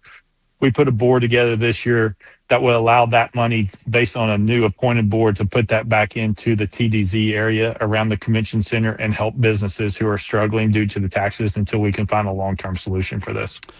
What does John indicated that your conversation brought up at least the idea of a special session. What could possibly be accomplished out of a special session that we can't do or we might need to do exterior to something that could happen in the regular session? Help me understand that. Yeah, I mean, look, so one thing would be first is I've already talked to the governor, and I think John Rich is going to speak with the governor about seeing if the governor would be willing to call. The governor's always going to want to know what is the solution to your point. What are we going in to achieve? And that's where, the property cap tax legislation, the unrealized gains, putting that in place to protect people as soon as we can. Trying to go back and figure out some mechanism, if it is possible, to help businesses currently right now on their property taxes. That would involve the AG. We ran into problems last year every time we turned around. But also, I think we're going to have those conversations again and think about it a little bit differently and get the bar owners and businesses and others around the same table and throw out ideas and see what we can accomplish, because we really want to do something that would help businesses, that wouldn't hinder businesses, but that is something that's really doable. And so and look, as far as, a special session, it's a great campaign issue, talking about capping property taxes and limiting the role of local government of imposing their taxes on people. And I would love to have that going on right now as we're having elections. When you talk about unrealized capital gains, I want to make sure I understand that what we would do is create a property tax dynamic by which you are taxed based on the amount of purchase and not on the unrealized gains on the property until a sale happens, right? Yes, that's what we're that's discussing. right. I mean, because the thing is all these, if you want to put it on the business scenario down there, what they did is they bought their buildings for X number of dollars. They've invested money in their buildings. That investment of real dollars would go to their value. So if they bought it for 20 and they put in 10 extra million to improve it, that would be a $30 million value. But if someone comes in and pays 4 times more for a piece of property next door to them, which has happened in Nashville because people wanted to come and overpaid, they would not be affected. Their property value would not go up because of someone else's ability to pay more than what they should for market price. And so that would be the way to do that. It also would be very beneficial for residential people as well, for all these homes whose values are going through the roof. And they're turning around like, I can't sell my house for this. Like, this is ridiculous. And then you can't go buy another house. So that would be one way to help property owners. Have you had any conversations? I know you're always open to speaking with the mayor's office. You try to have that open door relationship with Nashville and the General Assembly. Do you get the sense that they are as concerned as so many of our business owners seem to be, as so many of the residents of Davidson County are? I've heard from, not hundreds, Cameron, I've heard from thousands of residents that say they are pricing us out of this city while they talk about more affordable housing options, which sadly oftentimes when our friends on the Democrat side of the aisle talk like that, they're talking about government subsidy on those housing options, which I don't believe is a good long-term solution. But have you had any conversations? Is there any sense of urgency on their side, recognizing that these businesses are serious when they say they might have to close their doors? No, I don't think the mayor is. When I've talked to the bar owners, what the bar owners told me is they've talked to the mayor and they said, look, we're going to go out of business. The mayor's like, well, there'll be someone else come in to take over your business if you can't be here, right? That's what they have told me. And I think it's been reported in the news a couple of times as well that comment has been made. So it doesn't, I think they think that you're always going to stay hot. But look, let me just tell you, if you want to look back at Freddie wasn't mayor during COVID, but what happened during COVID in the city of Nashville when they shut Nashville down? Nashville still hasn't regained the number of employees that we had pre-pandemic, the number of businesses pre-pandemic. Like, we're still struggling to get back to the pre-pandemic days here in Nashville, and we're doing great. Nashville's doing well, but those policies that were put in place have affected us now for 6 years, and these tax increases, and this is going to affect us forever. And if you start losing businesses like we did at COVID, they don't come back. And what I will tell you, here's the scary part. In Huntsville, Alabama, they are doing everything that they can to bring all these country music stars in their bars to Huntsville, Alabama. And so now Nashville now has competition from Huntsville, who's doing everything they can to recruit against us to take our businesses from Tennessee down there to open, because they are a lot more pro-business than the city of Nashville is. In the meantime, I know that the General Assembly did its work on limiting the size of city councils, metro and otherwise, across the state of Tennessee, and that was in litigation. Do you happen to know where that is? Because it would occur to me that maybe with a council not of 40 people but of 20 people, you might get more reasonable minds locally that would recognize the seriousness of this issue. Yeah, I mean, it's still tied up in courts. We're hopeful that we're going to win that in the end, and it will be able before the next election to reduce the size and go from there. Look, I think from Nashville's perspective, if you're asking people in Nashville, I think, they're not really saying we want a Republican. We just want someone like a Carl Dean or maybe a Phil Bredesen again, who can allow us to have businesses and allow us to prosper and not bring in all these tax increases and more regulations and all the NDOT issues and all these other issues that are happening over the last 4 or 5 different mayors that's really driving people outside of Davidson County, unfortunately. Speaker of the House, Cameron Sexton, what else is on? Have you begun the process of beginning the agenda for next year yet, or are you still kind of waiting until after November to do that? What's the timeline on all of that for next session?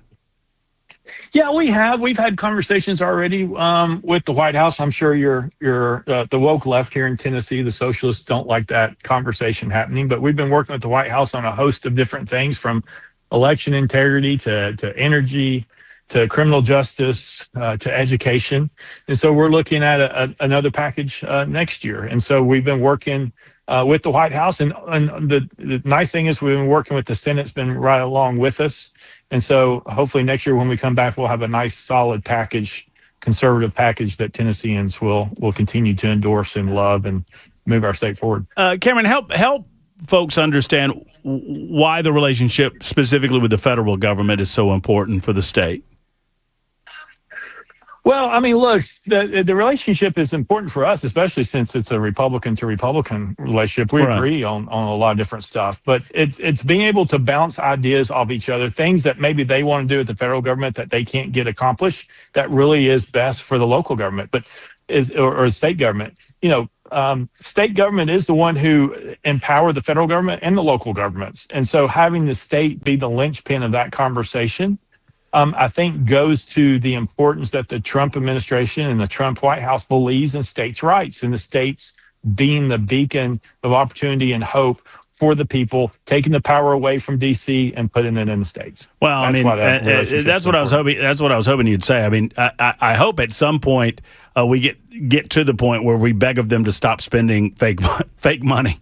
And I mean, we kind of balance our budget here in the state of Tennessee. On the federal level, they don't have a tendency to do that. I know some of your conversations are different than that conversation, but that's what comes to mind when I think of the federal government. Sadly, whether Republicans or Democrats are in charge.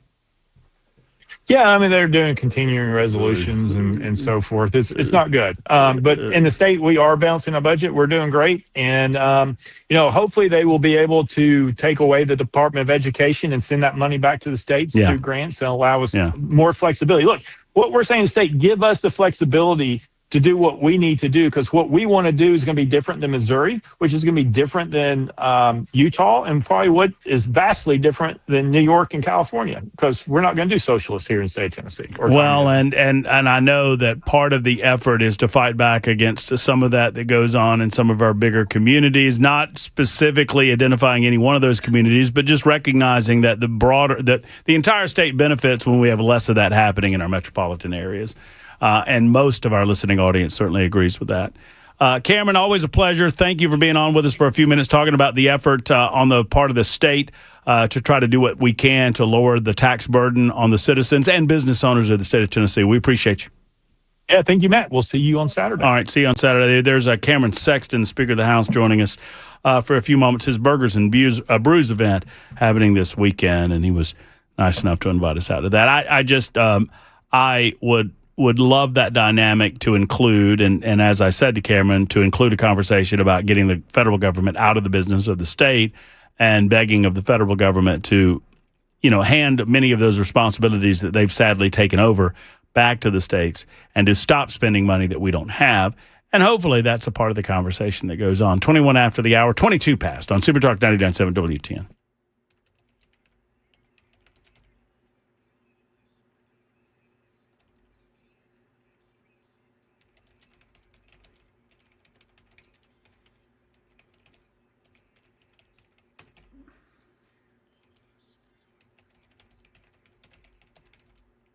Hello, friends. It's Matt Murphy, and let's talk about those extra inches or that size around your waistline. Are you frustrated with it? Well, our friends at Contours LLC in Franklin have been helping people transform their bodies for over 5 years now. They have a proven track record with their red light technology, and they can help you as well. Best of all, if you call right now and schedule that appointment right now, if they don't answer, leave a message, but odds are they will.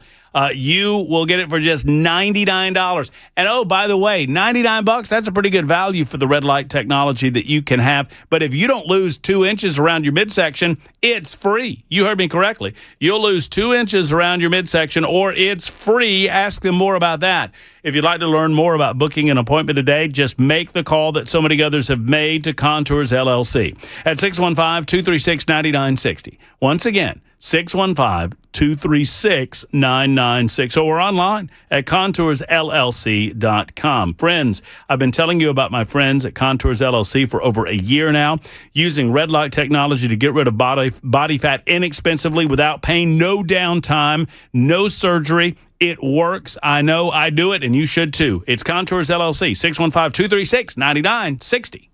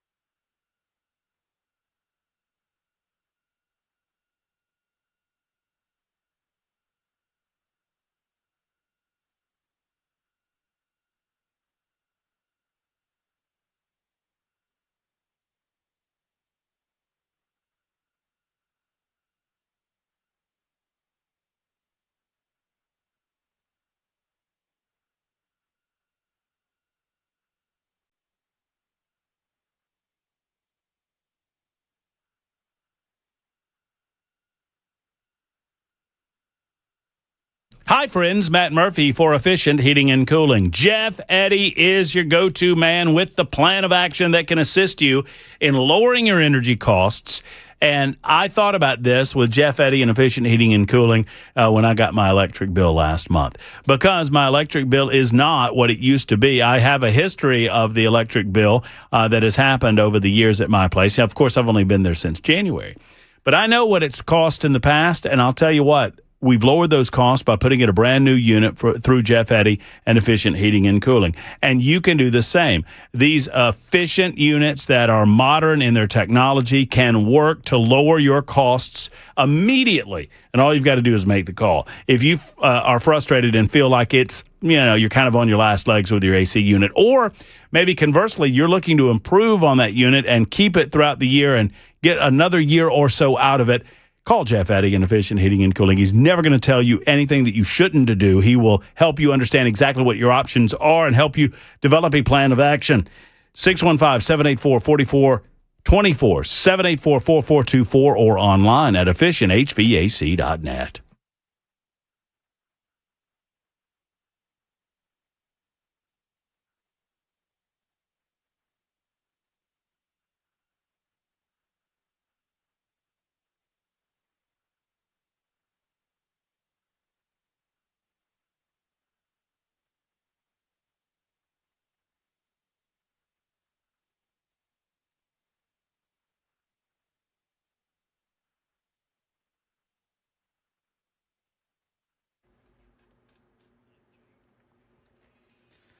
Country music superstar John Rich says he has commitments from the Speaker of the Tennessee House to ask Governor Lee for a special legislative session. And Speaker Sexton tells us he has had a discussion with the governor about that. So we'll break down what the state may be able to do to give residents and businesses some relief under these heavy property taxes levied in Nashville. That's coming up at 5:30 on Super Talk 99.7 WTN. Super Talk 99.7 WTN. We've been remiss on the telephones. Really not a lot of calls today. It's a typical Monday if you'd like to get involved. 615-737-9986. 615-737-9986. I believe that our good friend Scott Sapicki has indicated that he had a plan of action, and I don't know if this is a part of what Cameron was talking about. A plan of action to file a bill for next session that would make your property tax rate based on the last sale of the property. In other words, your property taxes would be based on actual value of the property at the point of last sale, not approximated value based on some assessment in some evaluation office somewhere. Sadly, the way that we're doing these things is just ridiculous, because especially when you're in areas like Lower Broadway or whatever. I mean, especially for businesses, but even for residential communities. If a couple of houses sell for big money near you, then your comps go through the roof. If your comps go through the roof, then your property tax assessment goes through the roof. There is levelization in Tennessee, but sadly that levelization is matched by the willingness, especially by more liberal-minded communities like Nashville, to adjust rates to ensure that they're going to bring in more money regardless. Levelization is designed to prevent that from happening, yet the cities do it anyway by adjusting rates consistent with their desire to bring in more cash. Also, the amount of money that they're increasing your value to is absurd. It's just ridiculous. Time to do something about that. Make it so that, and I believe this is the spirit of the legislation Sapicki was talking about, and perhaps the spirit of what Cameron Sexton was discussing too. If you buy a piece of property and let's say you buy a house for $500,000, $500,000, that's a lot of money. $500,000. And you own that house for several years and you get reappraised. And upon reappraisal, you get popped for another $250,000. They now say 5 or 6 years down the road that your house is not worth $500,000 anymore. It's worth $750,000. So now they're going to base the property taxes that you pay. Does this make any sense at all? They base that property tax on the value that they suggest your home is now worth, not on what you're paying, not on your mortgage payment, not on what you paid for it initially, but what they suggest it would be worth. And you can't do anything about it. And you can't do anything about it.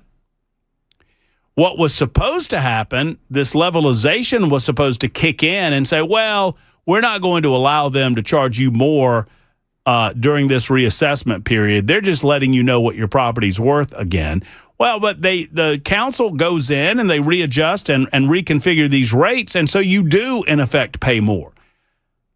But your property has just gone up in this magical value that they get to claim. Oh, well, so this is what it's so frustrating. This is what they do. If you bought your home for $250,000, right, and they now say it's worth $500,000, well, now you're paying property tax on that $500,000, and that's double the amount of property tax you were paying on the $250,000. But what the Metro Council will do is they'll say, okay, well, we're going to adjust this rate that you're paying, and we're going to lower that rate by 15%. Well, you're still paying far more in actual dollars on your property taxes, and the council knows that. But if they just adjust it downward just a little bit, they can say, oh, look, we lowered your rates.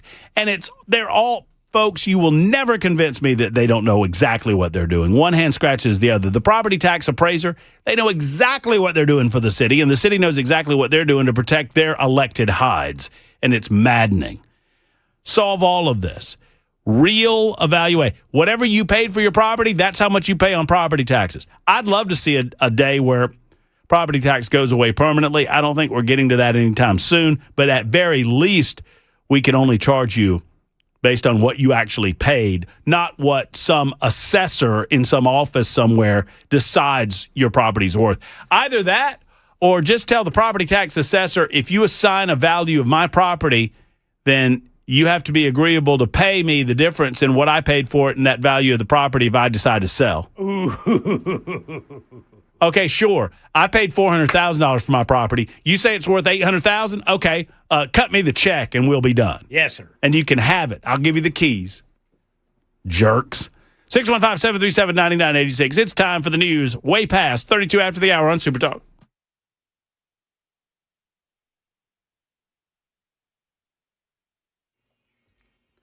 I'm Ken Weaver with your top stories. Got the full forecast and traffic coming up in 5 minutes. Right now in Nashville, country music superstar John Rich says he has commitments from Speaker Cameron Sexton to ask Governor Lee for a special legislative session to deal with property taxes, which Rich says is putting people out of business. And he tells WTN's Matt Murphy show even numerous Democrats have called him to do something. I said, finally, there's something we all agree on. And they said 100%. We are watching the systemic teardown of the music in Music City. And we have got Metro City Council is going to have to step in. The state's going to have to step in. Or you're right, you're going to have door after door closed as the Super Bowl rolls into Nashville. Yeah, Rich says Senate Majority Leader Jack Johnson told him he supports the idea of a special legislative session. And on that subject, Speaker Cameron Sexton tells WTN's Matt Murphy he and other leaders have been working with the state attorney general as it pertains to the ability of the state to intervene when local governments tax people. One of the things that we talked about that we could get through on the House side, we're hoping to get some movement on the Senate side next year, is the property tax cap bill. That would also limit unrealized gains on your property as well. Yeah, it would base property taxes on the price at purchase and whatever investments have been made, and not on what someone else may have paid for their property and what the property assessor says your property is now worth based on your neighbor.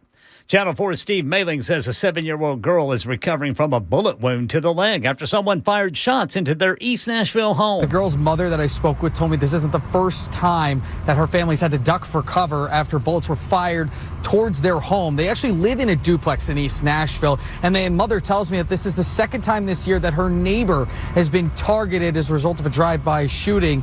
This is the first time, however, her family has been hurt as a result. Yeah, the mother says investigators found 40 bullets in her home. Officers responded to this duplex in the 1600 block of Trutland Place shortly before 2:30 this morning. No arrests have been announced. That's the latest news. Traffic and weather next. I'm Ken Weaver, WTN News.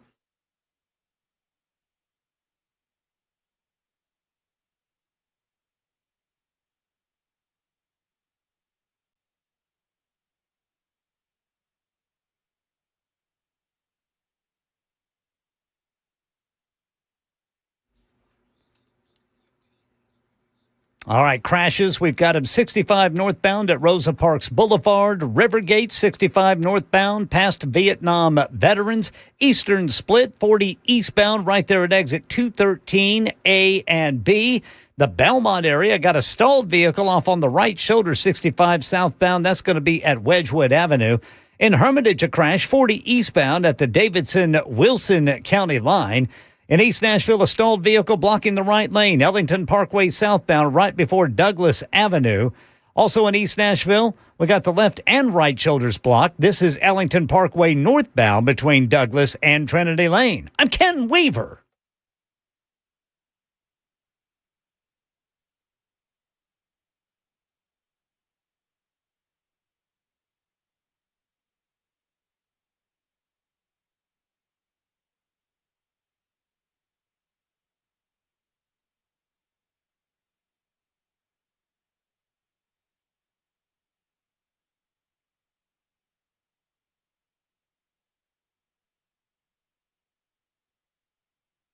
Hello, friends. Matt Murphy for Genesis Diamonds, your one-stop shop for all things sparkly. So, fellas, you got an anniversary or a birthday coming up, or maybe it's just because. Maybe it's I did something wrong and now I got to make up for it. Whatever the reason, whatever the occasion, they can help you at Genesis Diamonds. Genesis Diamonds having record success because they're simply the best in the business. They're locally owned, staffed by experts who aren't trying to sell you something. They're there to help you understand exactly what they have to offer. They'll find out your budget and they'll lead you in the right direction with warranties and guarantees that are unheard of in the business and personalized attention that is not designed to, quote, sell you anything, just to guide you in the right direction. Case after case of unique, fashion-forward designer jewelry with no attitude and no pushy salespeople, just honest advice that's going to help you find the right thing for you. I mean, fellas, I understand. You don't understand diamonds, do you? You don't know what to do. That's okay. They'll feed you baby birds. You'll love the laid-back, fun atmosphere. You'll love Genesis Diamonds. Genesis Diamonds has 2 locations in Green Hills and Cool Springs. Tell them that I sent you to either location, and you'll be a winner when you walk through the doors at Genesis Diamonds.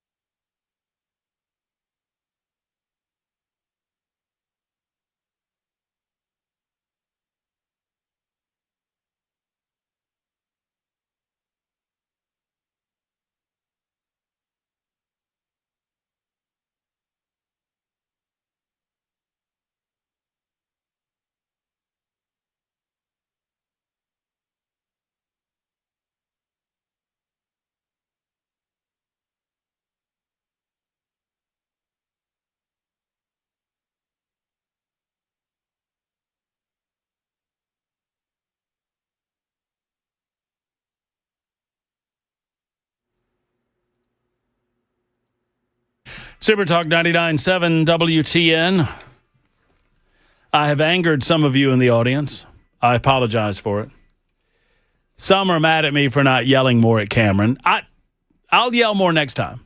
How about that? I cannot believe that Jackson Williams just reacted in the way that he did, based on the story I was telling you. It's a lot of money. You went to a nice place. It was a nice place. You had, I'm sure there were appetizers, and there were cocktails, and there were all different kinds of accoutrement that You got to tell me if your special that you're spouting off about is over $100. You got to tell me what the cost of that special is. I guess maybe that's on me for not asking. I don't know. I'll just leave it at that. 615-737-9986 is our telephone number if you would like to be a part of the show. Many of you are expressing your sticker shock when it came to property taxes in and around Davidson County. Ronald writes in and says it's absolutely evil what they've done in Davidson County over the last several years. 5146 says, Matt, the same issue you're discussing today is occurring in Murfreesboro. They've increased property tax appraisal by 40%. I have several clients that bought in this community, and they've all reached out to me about the same thing. 9511, if we're not careful, the property tax will cancel out. They know state in what? If we're not careful, the property tax will cancel out they know state income tax and will be the same as everybody else. Okay, I think that spell check was not your friend there, 9511. So I guess I, one, understand what you're saying, and two, should preview some of these comments. You don't always want your property tax assessment to be lower than your property value. Don't you want your assessment to be lower? I know ours is, and if we sell, it would jump way up, making the property less desirable. Let's just get rid of property taxes. Let's get rid of property. Let's talk about that for a moment. The local communities, I agree with the idea of lessening our property tax burden. I agree with lessening tax burdens altogether. But the benefit of, living in the community that you live in, the community responsibility that one has a unassigned value to it. And we all share that burden. Roads, sanitation, sewer, water, electrical, etc. How do we pay for that shared burden? Well, typically in the state of Tennessee, it is through sales and property taxes. And I suppose there are other fees. I mean, can you think of any other ways that we could share that burden without property taxes, considering we don't have a state income tax? I don't know. Maybe there are solutions that we could talk about. I would love to take the step forward to make sure that you don't overpay on your property, and that the simplest way to do that is to say, well, you'll pay based on what you last paid for that property and nothing more. There are no more assessments. There are no more guesses. There are no more, well, if you sold it today, it'd be worth a lot more than it was 20 years ago. No. Well, I'm not selling it today. And when I sell it, the next person that purchases it, whatever purchase price they offer for it, that will reset the property value and therefore reset the property tax rates. I think this is a step forward in the right direction. I try to be reasonable in analysis. I would love an idea that would make sense to me, that cities could continue to exist and we have no property tax in the state of Tennessee. I'm still waiting for that idea, considering that we don't have an income tax burden. And maybe there is a way for cities to generate enough money to continue to keep up the roads, keep up the sanitation, keep up the sewers, keep up the electric, keep up the water, and not have to charge their citizens on their property annually. 44 after the hour, Super Talk 99.7 WT, and y'all know what time it is, right? Brought to you by our friends at the Wellness Institute of Nashville. It's time for Nincompoops in the News.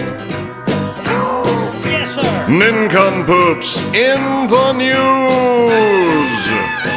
I'm a little bit surprised that Ken Weaver has not already just gone right into that control area, taking that trophy, which is his for this week, and taking it over to News Closet B. Maybe there's not room in News Closet B. Let's ask Ken Weaver together. Jackson, you want to? Nope, door's locked. Ken Weaver is the big-time champion from last week. Congratulations, brother Ken Weaver. Hey, I'm getting that trophy. I'm going to come in there and get that trophy. I've got plenty of room for it. Oh, yes, you do. The trophy, always brought to you by the Wellness Institute of Nashville. Got a trophy, got a crown there, and I love it. I absolutely love it. It's the You first in what time I've army, had it Weaver? It's going to be the first time since March, I think. I've won the thing, I think, twice ever. Ken, I think you've won at least 3 times this year. I think 3 times. That may be it, man.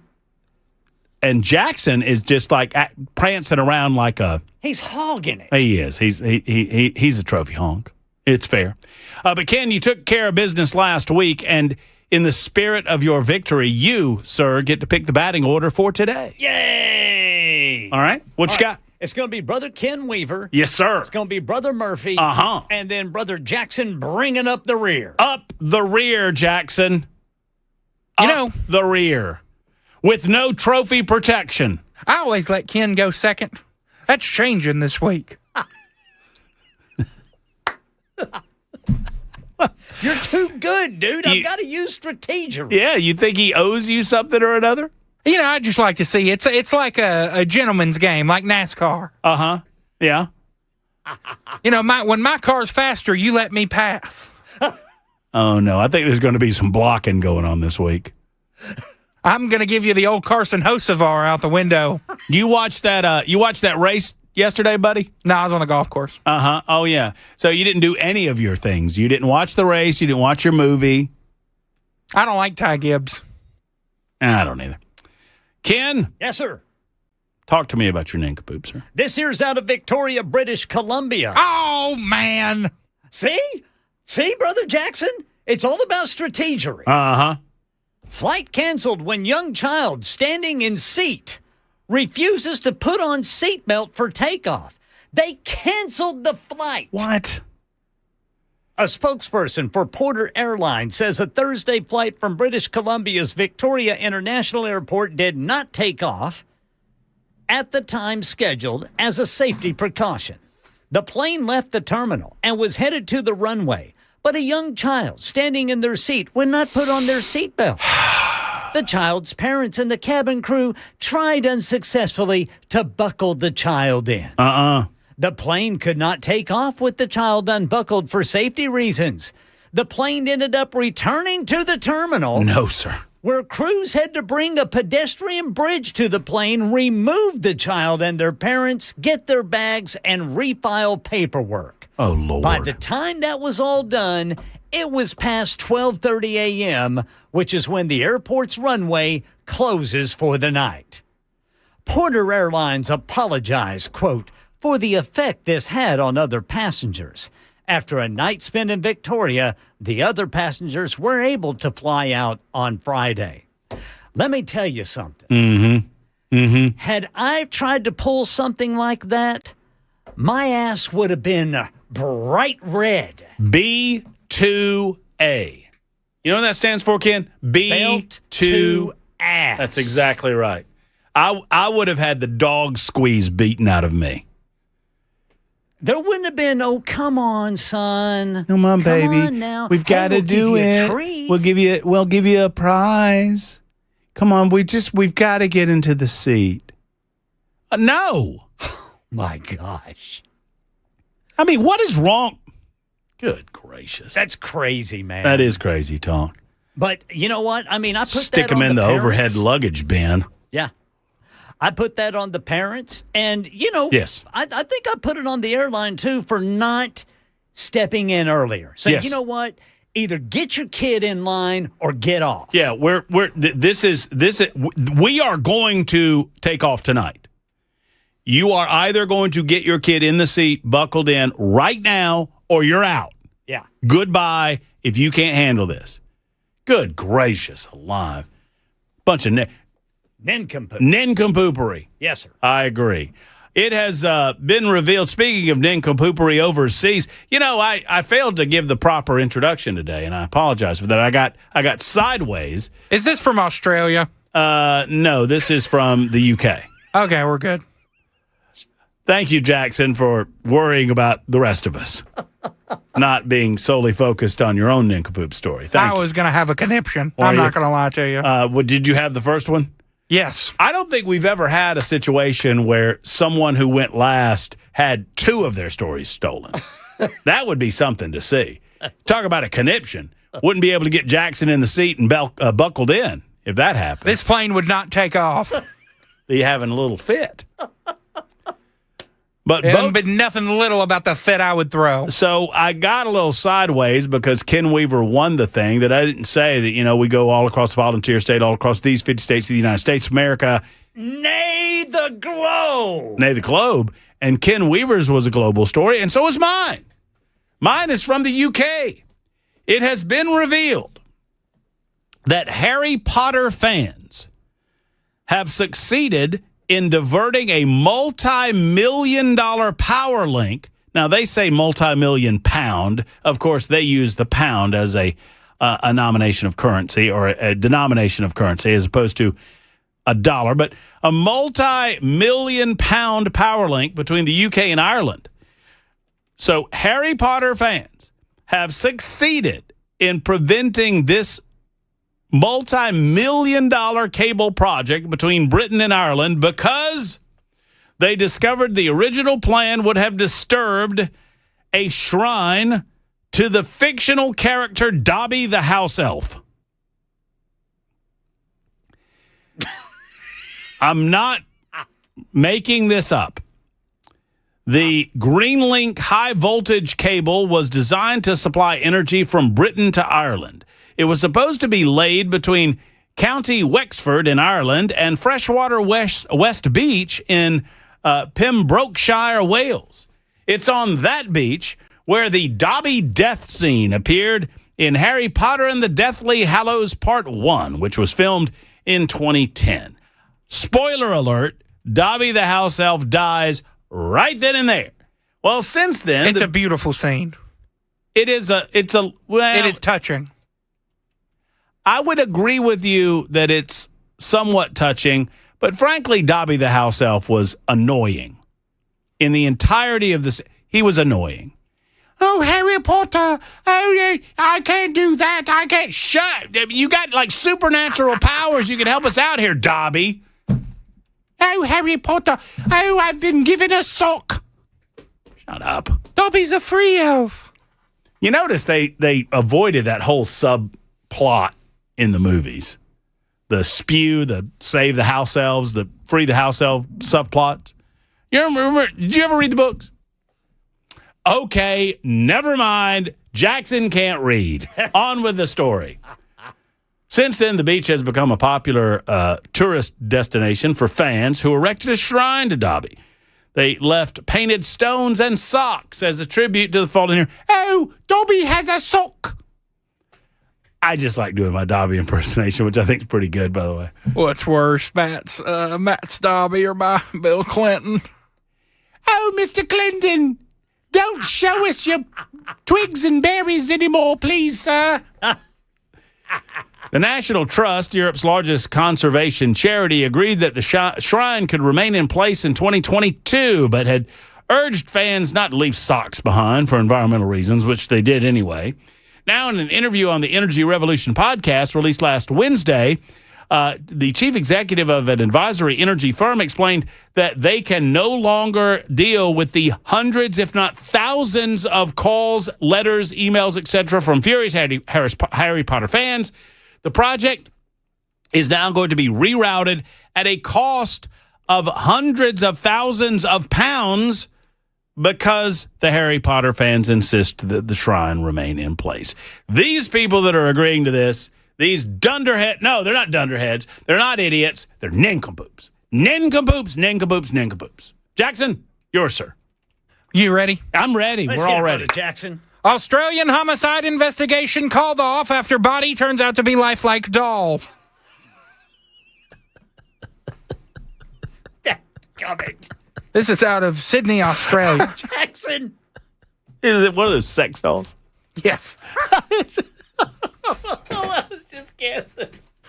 Australian police have ended a homicide investigation that began with 2 members of the public on Sunday finding a dump suitcase on the side of the road in the remote town, opening it up and finding what appeared to be the remains of a human body.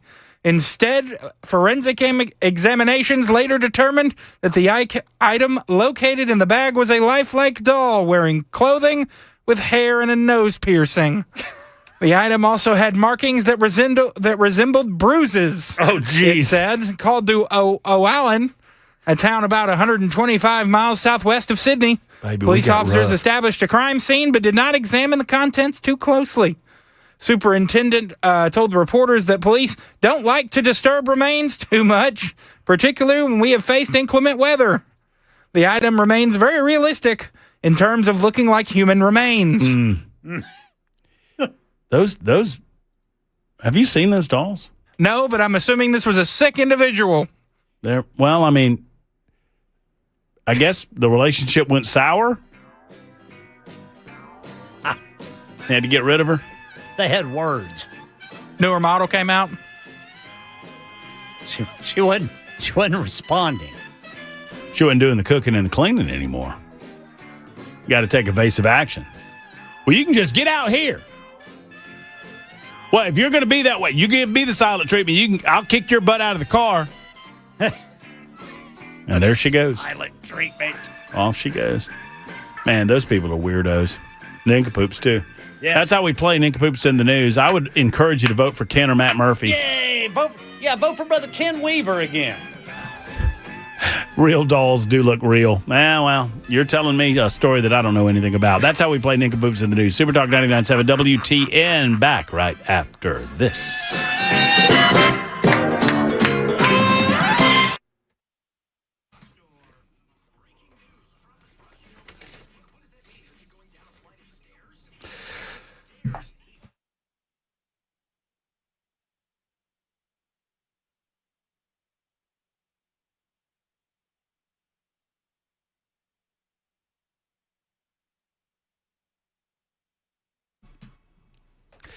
Ladies and gentlemen, Force on Force is back, and I'm very excited to tell you about it. Saturday, September 19th, 2 classes, one at 9:30 and one at 2 o'clock.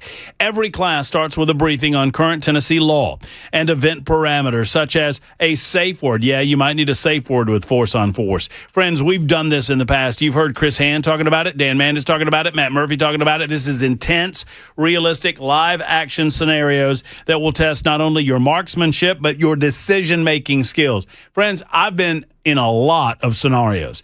I've done a lot of training over the years with my gun. I've never had the level of adrenaline that you have on the Force on Force scenario. It is pretty cool.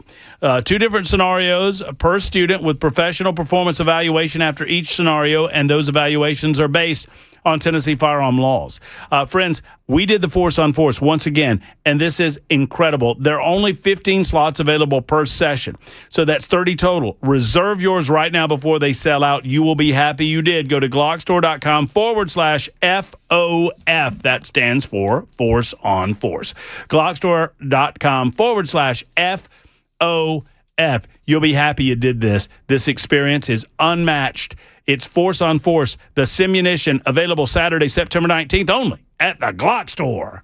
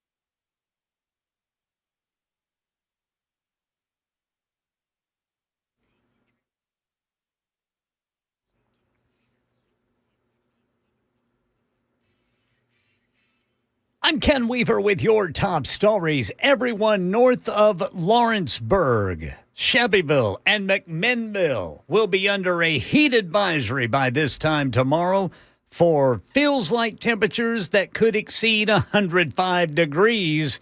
And that thing's going to last through at least Thursday, it looks like. Got the full forecast and traffic coming up in 5 minutes. Right now in Nashville, Speaker Cameron Sexton says leaders are working on protecting Tennesseans from paying property taxes based on what an appraiser sets, based on what someone else paid for a separate property. They would not be affected. Their property value would not go up because of someone else's ability to pay more than what they should for market price. And so that would be the way to do that. Also would be very beneficial for residential people. Yeah, Speaker Sexton telling WTN's Matt Murphy he's spoken to Governor Lee about calling a special legislative session to deal with the issue, which is something country music superstar John Rich tells WTN's Matt Murphy show needs to happen. And Rich says this is a bipartisan issue. I will tell you this, it is encouraging to be an outspoken conservative like I am and be receiving phone call after phone call from Democrats that also love Nashville, love the live music scene. They know how important it is, and they want to work in tandem, literally bipartisan, to go in and try to figure this out. So Fox 17 reports the Nashville Property Tax Coalition says more than 300 businesses have joined its effort opposing the tax increases and estimates that more than 100 local businesses could fail within 2 years if nothing changes. And Channel 4's Steve Mailing says a 7-year-old girl is recovering from a bullet wound to the leg after someone fired dozens of shots into the East Nashville duplex where she lives. Now, the mother, Deja Barber, says she woke up to gunshots and her youngest daughter screaming. She described how she had to football tackle her kids into the hallway to protect them from the bullets. She says over 70 shots were fired. That's according to Metro detectives and what they told her on scene. And she said the detectives collected over 40 bullets from inside the duplex. Yeah, the mother says this is the second time their neighbor's been targeted by a drive-by shooting, but the first time her family has been hurt. Officers responded to this duplex before 2:30 this morning. No arrests have been made. Also in Tennessee, News 2's Liz DeSantis reports on a Tennessee veteran living with multiple sclerosis trying to change the ban on hemp, THCA, because she doesn't want to go back on pills. For years, this was part of how Christy Medore managed the pain of multiple sclerosis. Prescription after prescription. At one point, the Tennessee veteran says she was taking around 32 pills a day, including opioids. But as the side effects of those prescribed drugs started to cause more problems for her, she says she turned to THCA instead. I actually used that to get through the withdrawals of coming off of the opioids because it helped with the nausea, it helped with allowing me to eat. She says legal hemp-derived gummies and vapes help dull the constant pain, control spasms in her legs, and help her sleep through the night. So Medore has put out a petition that has now almost 2,000 signatures. It's at change.org, reverse Tennessee's ban on hemp products. That's the latest news. Traffic and weather next. I'm Ken Weaver, WTN News.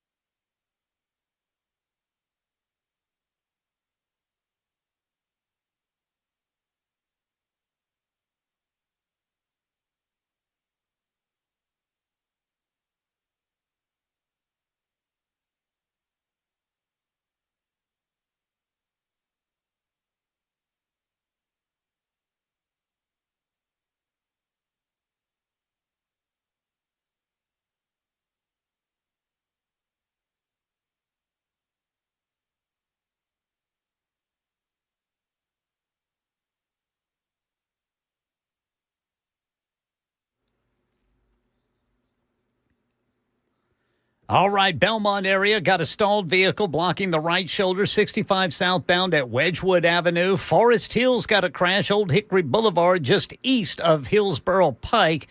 Looking for some of the slowdowns out there. We're getting a lot better going northbound on 65 through Goodlettsville. It's still pretty slow going if you split off to go to Hendersonville there, but I've seen it worse. Northbound North Loop is still bumper to bumper, and so is eastbound 24 from the 440 split. I'm Ken Weaver.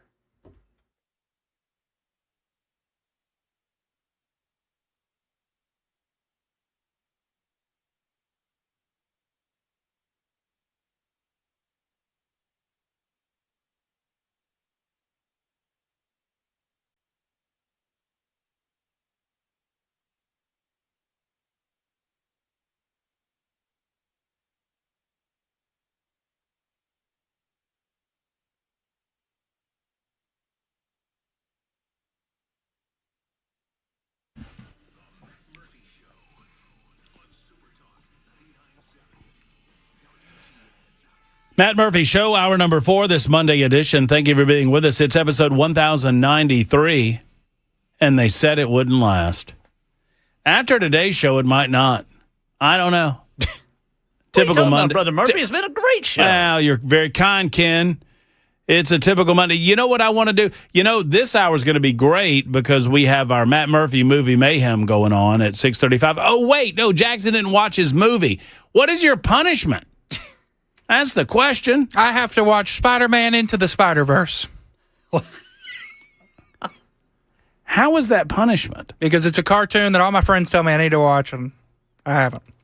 Are you going to watch your actual movie first, or it's a long film? Oh, how long? I want to say it approached 3 hours, didn't it, Ken?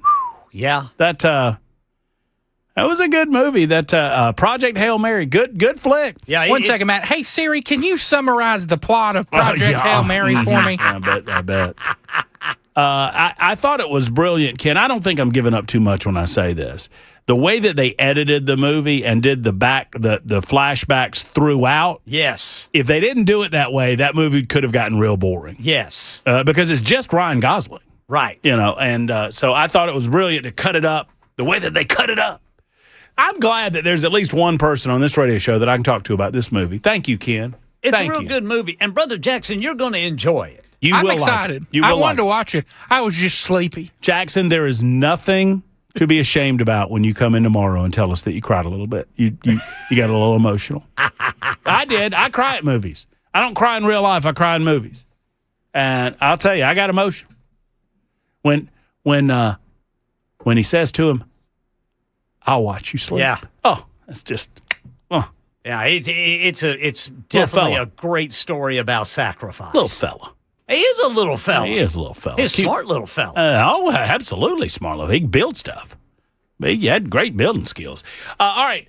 Before Ken gets to his latest newscast in a few minutes and gets out of here, I have gentlemen. Hey, Jackson, you got something. That's what I'm talking about.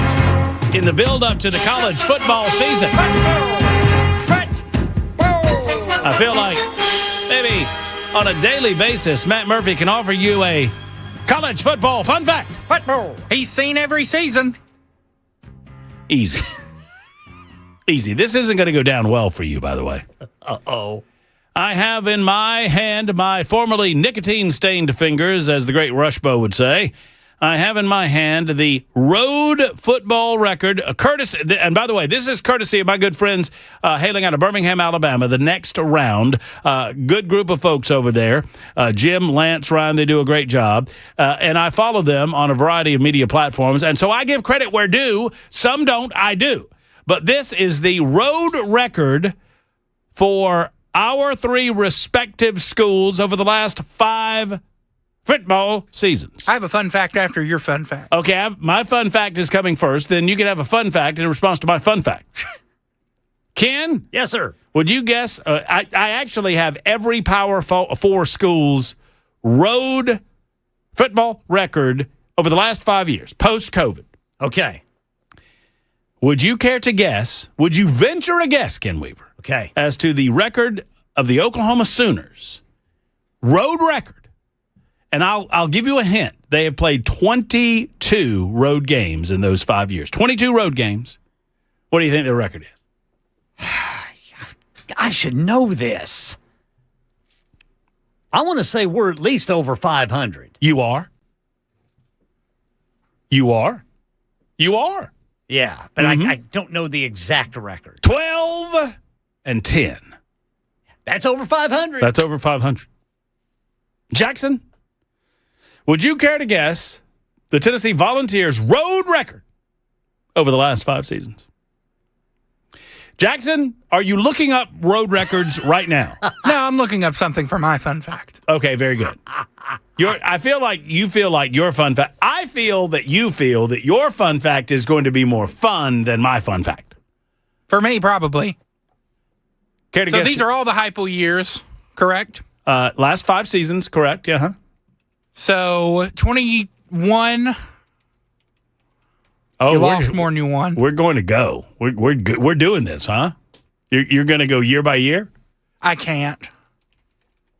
But I know in 22 you lost to Georgia and South Carolina on the road, but you beat LSU on the road as well as Pitt. Mm-hmm. So that's 2-2 right there. All right. I don't know if you had 8 home games though. Uh-huh. But you beat Vanderbilt on the road. Oh, sure. Mm-hmm. As you do. As you do. As you do. I'm just saying, as you do. You beat. By the way, I'm very excited about next year because we're all going to the Georgia Vandy game next year. So then, all of us. The next year, me, you, Ken. You lost to Mizzou. Would you just tell me? 22 games. What do you think your record was? Honestly, probably 10-12. 11-11.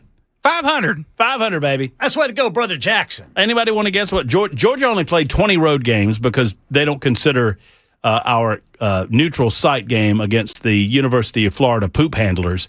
Gators. I'm sorry. University of Florida Gators as a road game. We played 20 games. You know what Georgia's record is last 5 years? 20 games. 20-0. 18-2. Yeah, that's not bad. That's not bad. Son anyway, biscuit. I choose these fun facts randomly. I don't choose them because they, make the University of Georgia look good or anything like that. This one's made to hurt you. Okay, fun fact from Jackson Williams regarding college football. Go. Players arrested since January 2023. You want to guess who's in the lead between our 3 programs? Georgia. Yep, with 31. Yeah. Yeah, a bunch of misdemeanors. Oklahoma in second place with 5. That's better than we used to be. Tennessee with 3. But you know what? The damn state troopers are busy stopping me from a tent. They ought to be over there in Knoxville taking care of some business with those Vols. That's right. You had to see that one coming. They're running roughshod over that community, and everybody knows it. Josh Heupel knows how to mold young men. He does indeed. You officers of the law are in cahoots, and y'all know it. At least in Athens, Clark County, everyone has the law applied equally, regardless of whether they're wearing a jersey or not, or going 110 miles an hour down the street or not.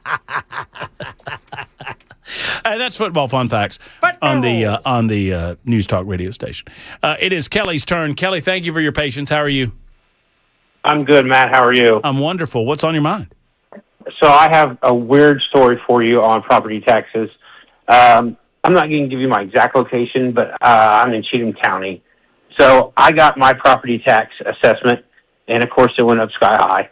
And so I went to one of my realtor friends, got comps and all that stuff, and I presented it to the appeal board, and they said, your numbers are great, everything you say is factual, but we can't grant your appeal because you live in a subdivision, and then we would have to look at everybody else's house.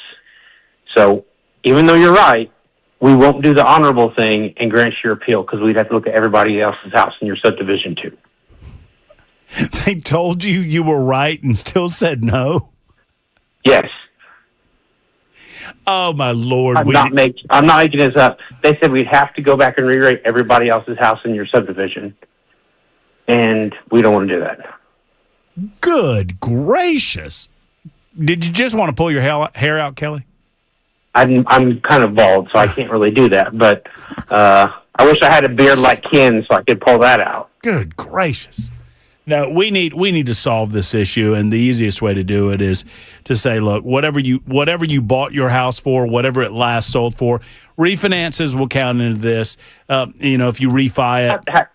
My question is, how does that work for people that bought new houses or lots, or how does that work for people that bought new properties or?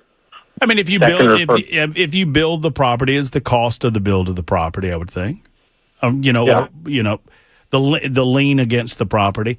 I mean, so there'd be a way to initially evaluate the property. I mean, I understand that you would have to do it a little bit differently if it was a bit like if you bought property and you acted as your own GC or whatnot. I mean, there's probably some instances where we'd need a third-party assessment of the value, but you just keep that assessment static until there's a further sale or financial movement on the property.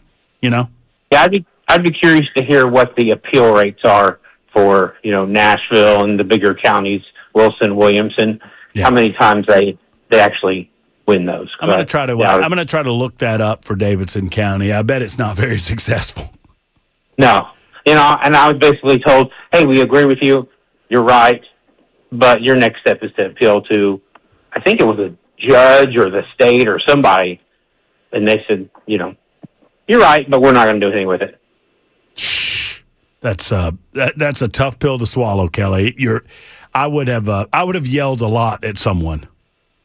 Well, they had officers all around there. So. Yeah, right. I bet they did. I'm sorry to hear that. That's an awful story. More of these types of stories coming up in moments. Also, 0328 brings up an excellent point that the police in Knoxville probably feel bad for the volunteers. They've been beat down enough. That's not me, Jackson. That's 0328 that said that. Also, 1486 wants to know, Jackson, and specifically has asked you, if the University of Georgia Bulldogs are the automobile ticketing champions, who are the butt-chugging champs? I don't know what that means, Jackson. Do you know what that means? Who are the butt-chugging champs? Wasn't anybody on the football team. That's all I got to say. The what? Jackson. Have you never heard this? Jackson, would you do me a favor and explain this to Ken Weaver? Thank you. And I'll just sit back and listen. The butt-chugging championship. Uh-huh. You want me to just... Ken? Yes, sir? Think about how it sounds. No, I can do it. You know what? I'm just going to give you the ingredients to this dish.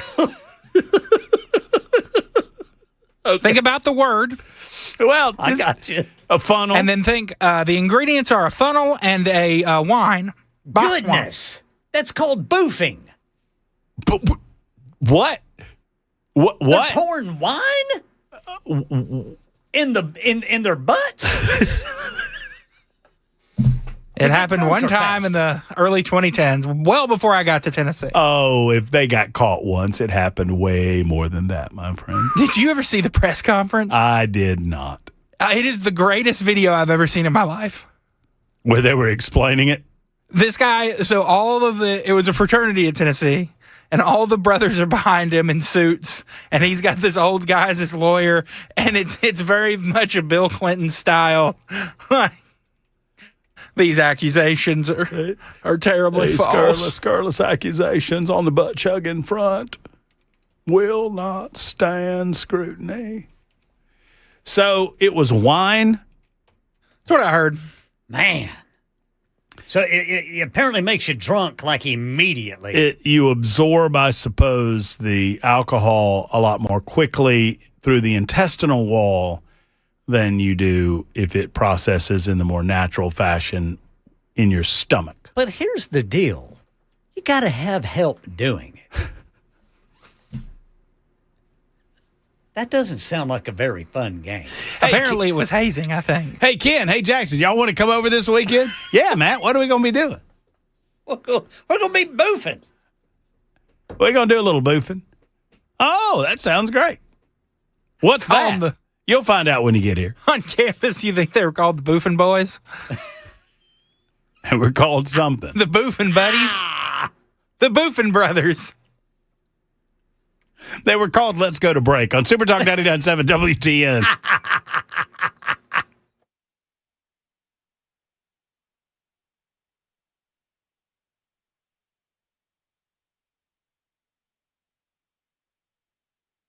Hey, friends, it's Matt Murphy, and let's talk for a moment about the foundation of your home. USS protects that foundation. They stand for United Structural Systems. USS, for the last 30-plus years, have been benefiting houses just like yours, and homes and families just like yours. How? By protecting your foundation of your home. Waterproofing is a real problem in the state of Tennessee. Foundation issues can result as a lack of waterproofing will lead to foundation problems. They go hand in hand, one way or the other. If you have issues, they can solve them. They can identify them very quickly, and it does not cost you a single dime to have them do an estimate on your house. Every house is threatened in the state of Tennessee. What are you going to do about it? I know you don't want to make this call. I know you don't want to make this decision, but sometimes you have to protect you, to protect your family, and to protect the property that you value so much. USSTN.com is the website, USSTN.com. Go there. Their warranty is unmatched. Their service is unmatched. Their quality is unmatched, and they can protect that which matters to you, the house and the roof over your head. It's USS. Go to USSTN.com.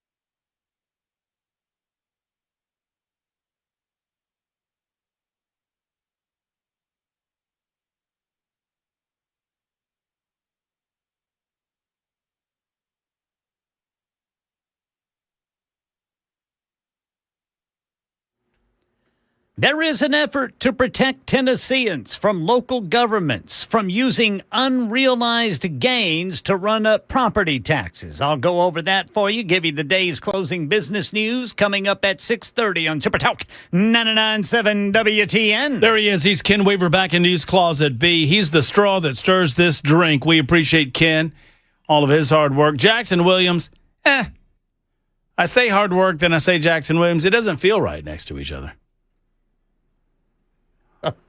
I bring gravitas, a bad Bill Clinton. That's a pretty good Clinton.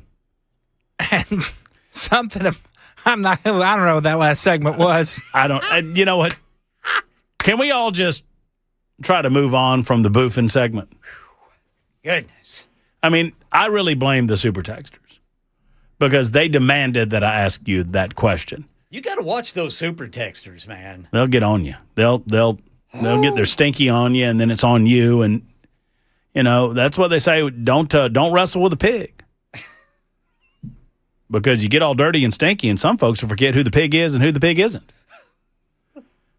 JR is next. JR, actually, I'm going to tell you what. I'm going to put you on a little hiatus because I should at least hit a bottom of the hour newscast on time once during the day, and it's time for news on Super Talk 99.7 WTN.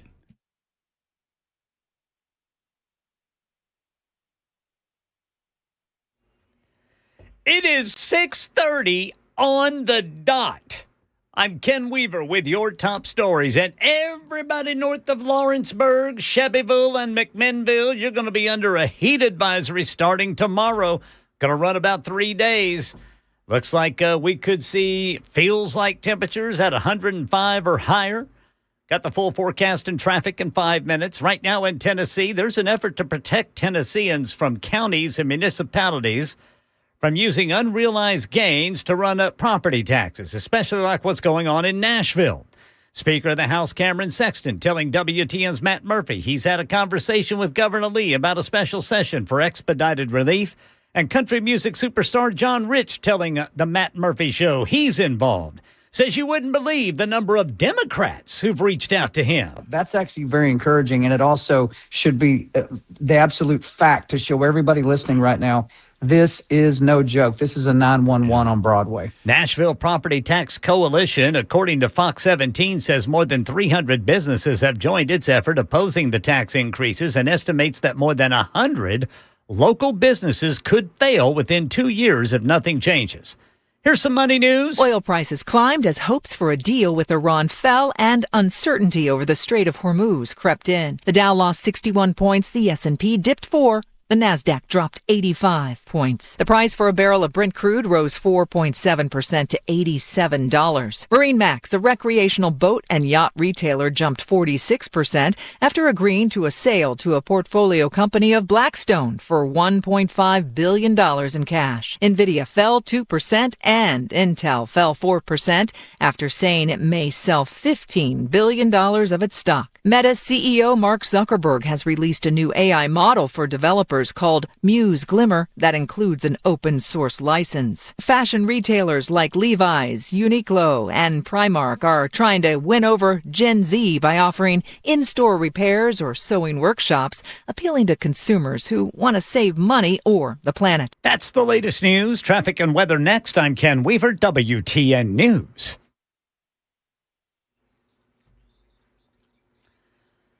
All right, we're still dealing with some crashes. We've got one Murfreesboro Pike west of Mountain View Road in Antioch. Over in Nashboro Village, got a wreck Murfreesboro Pike east of Bell Road. Then in Glencliff, this one has injury involved. Murfreesboro Pike at Plus Park Boulevard. Man, it is thinning out nicely on the interstates. We still have a bit of brake tapping there eastbound 24 at the 440 split. And then it slows down a little bit before you get to Briley Parkway there. Looking a lot better going northbound 65 there through Goodlettsville. I'm Ken Weaver.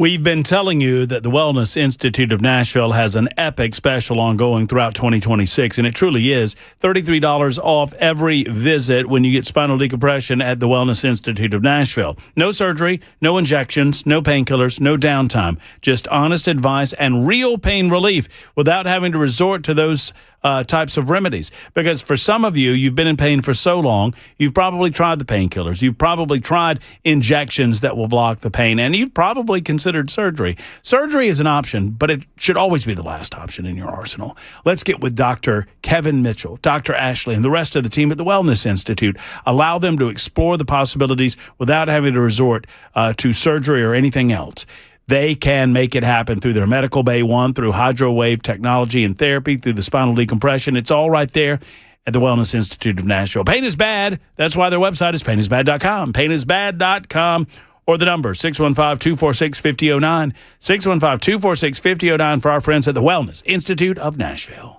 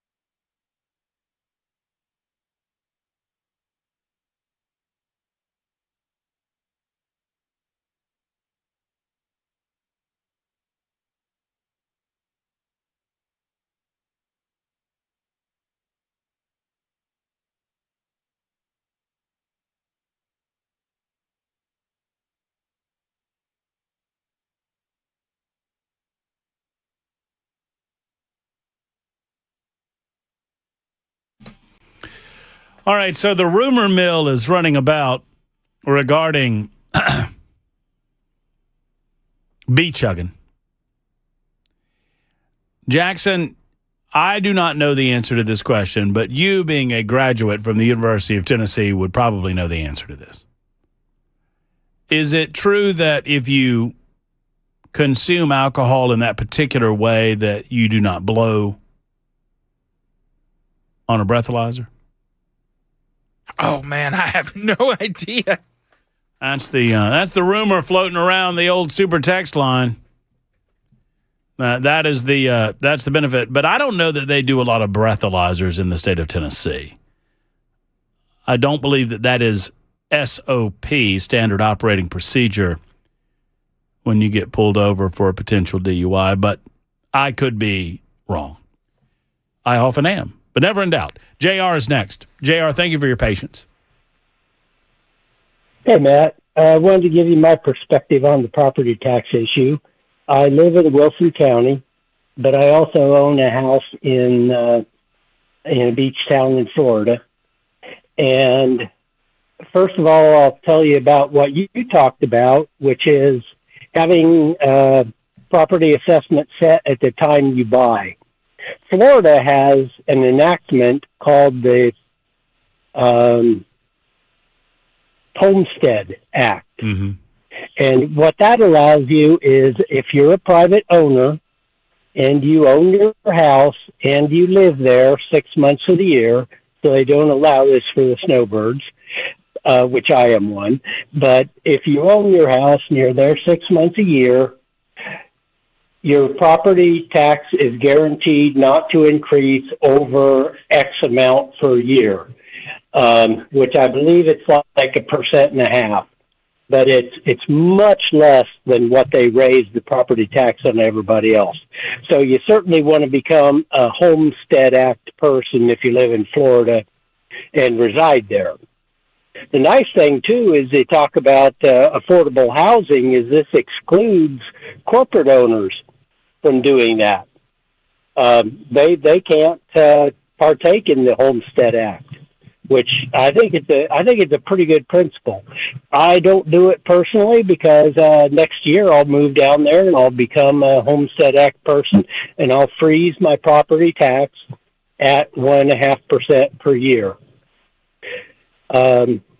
So the other thing that I wanted to mention to you is I want to make sure everybody is not misguided on property tax.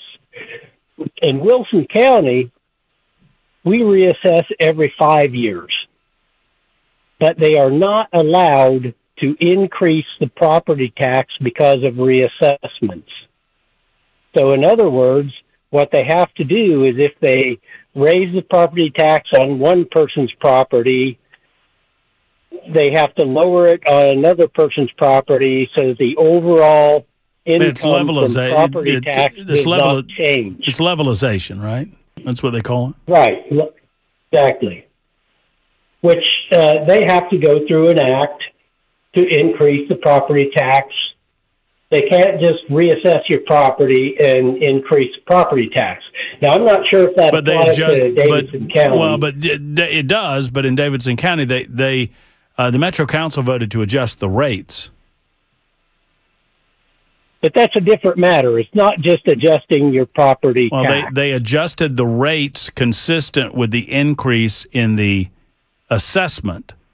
So right. They ensured that they would get additional money based on the assessment. So they moved on the rates, and they were able to move the overall rate lower considering the assessment, but they did not move it when they re-voted to adjust the rates. They did not adjust the rates back to a levelization standard. They had to re-vote on it, but they essentially voted to increase property taxes while lowering the rate.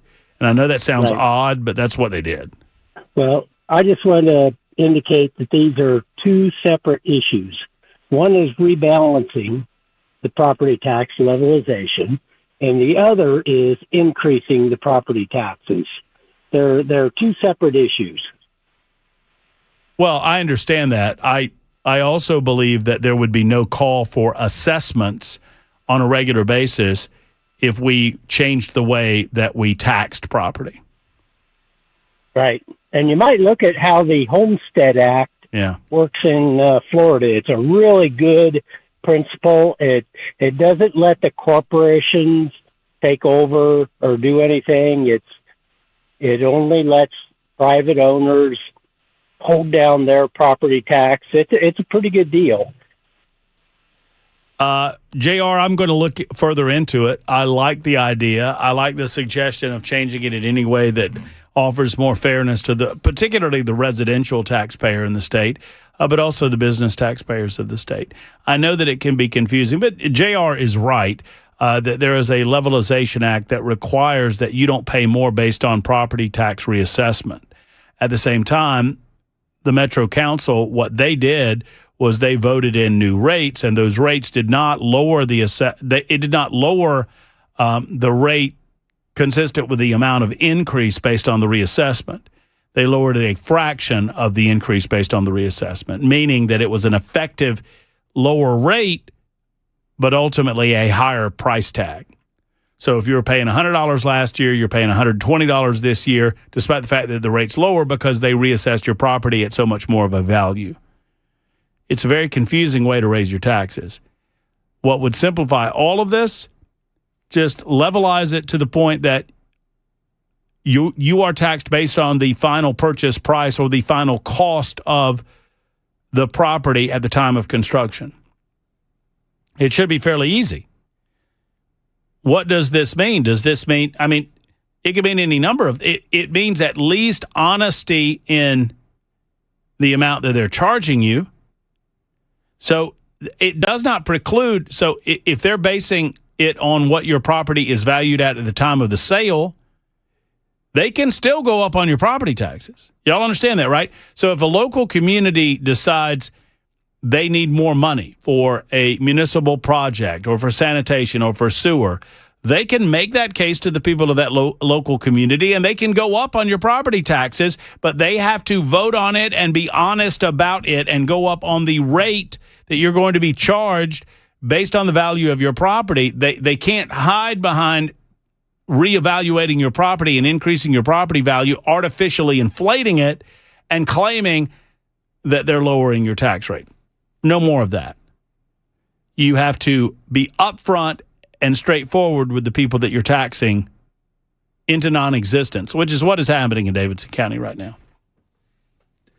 By the way, I'm looking at all of you over on the Super Text line, and I am fascinated with the amount that you know about butt chugging and the ability for your blood vessels in your rectum to absorb alcohol. I am fascinated by all of that.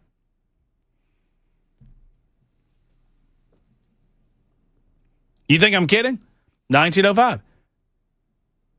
The colon and rectum have many blood vessels that quickly absorb alcohol straight into your bloodstream. The blood carries the alcohol all through your body, including to your lungs. When you breathe out, the alcohol in your lung blood transfers into your breath, which a breathalyzer can then measure. Oh, so you're telling me that if an officer does a breathalyzer to a guy that's butt chugged, they can smell your butt? You know what that sounds like, Matt? What does that sound like, Jackson? Research that somebody's done. It does, doesn't it? And that sounds like Grok has answered a question. That sounds like ChatGPT. Trey, get us out of here with some taxation. Come on, Trey, what's going on? All right, I got a simple plan. Each county is able to charge 2.75% for sales taxes. Why don't we do that for all home sales, whether it's new or used? And that will get each county 8 years at the current rate. At least I live in Williamson County. That would get Williamson County 8 years of taxes off of that property. Surely they can't overspend it. That made me laugh. But it also allows homeowners to actually be home owners eventually once they pay off the mortgage. So once you pay your mortgage, your property tax burden is done. Once you buy the home, you can roll it up. If you're paying cash, it's all done right there. Yeah. If you're going to mortgage it, it's all wrapped up in the mortgage. I love it. I want to say that this was an Uncle Phil Valentine idea back in the day, if I'm not mistaken. It was. And he was having a hard time with what the fair percentage was. And I've kind of done a lot of research on it just because I loved how Phil was wanting to do that. And I would like to resurrect that thing. Average properties, at least in Williamson County, turn over 6 times, or every 6 years. Mm-hmm. So before the 8 years is up, they're going to get another round of 8. So they're going to get a little bit more in taxes than they currently get, and that's off of the current tax rate that was just increased. So if we just do a 2.75, like all counties can charge for their sales tax on home sales, new or used, it gets the county 8 years of property taxes at the current rate, all at once, and they can spend it on that sewer system that they need, or that pet project, or whatever they need to do. Immediately, they get it in the coffers right then and there at the time of the sale. It keeps it simple. No need to reassess, because it's already reassessed at the property value that someone's willing to pay for it. And sales are always ongoing, so you're going to have a regular influx. I mean, I can't imagine that you'll find a community that doesn't have a regular rollover of homes to the point that they're getting money into their coffers on the regular, too. Makes sense to me. Yes, it keeps it simple for everybody, which is not necessarily a government function, because they don't like to make things easy. Well, and I feel like the government likes to have a little bit of level of control over your home, and they do, in as much as it's not just, for the most part, we all have mortgages, and so the bank has some say and control over our homes and properties. The government likes to have their level of say, too, and it would take away control from the government and give it back to the homeowner, which I love. Yeah, and I love that, too. And, right now, our homes are assets on the county line. It's not our asset, it's the county's asset. I like the way you say that. I like the way you talk, Trey. Back to assets. Get what he did there? It's 49 after the hour. Super Talk 99.7 WTN. We'll wrap things up momentarily right after this. Times are tough. Absolutely, I agree. Now, if you need a new truck or a minivan, maybe an SUV, Mid-10 Ford, they can help you out with great selection, terrific pricing as well. Mid-10 Ford, they've been around for 56 years, since 1969, helping people get the vehicle that is right for them. They can help you save $1,000 or more on select Ford trucks. They also offer special financing as well if you need it. Now, Mid-10 Ford, I like to say that they're a one-stop shop. You can buy your vehicle there at Mid-10 Ford. You can get it serviced. They have a body shop as well. So you want a brand new or a pre-owned vehicle, you can check out all of the great deals at their website, mid10fordtrucks.com. That's mid10fordtrucks.com. They offer low-pressure sales, maximum customer service if you show up at their business, 1319 Foster Avenue. This is a family-owned business going back 4 generations. So, yeah, they do know how to treat customers. So let them help you get into your next vehicle. Again, low-pressure sales, maximum customer service. Find them online, mid10fordtrucks.com. That's mid10fordtrucks.com. Let their family take care of your family.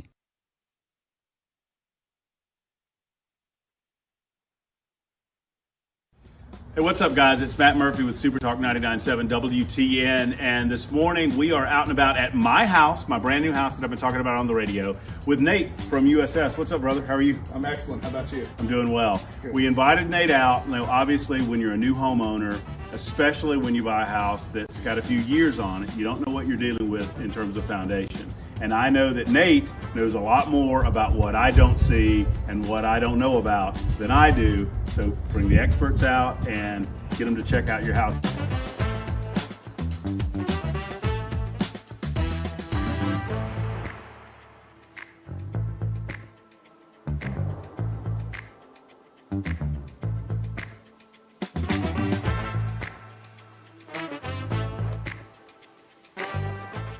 Hey guys, Matt Murphy again with Nate with USS, and Nate has just wrapped up kind of a look at the house. And Nate, what'd you find? Well, your house is in pretty good shape for the age of it. I had to look pretty hard to find it. Okay.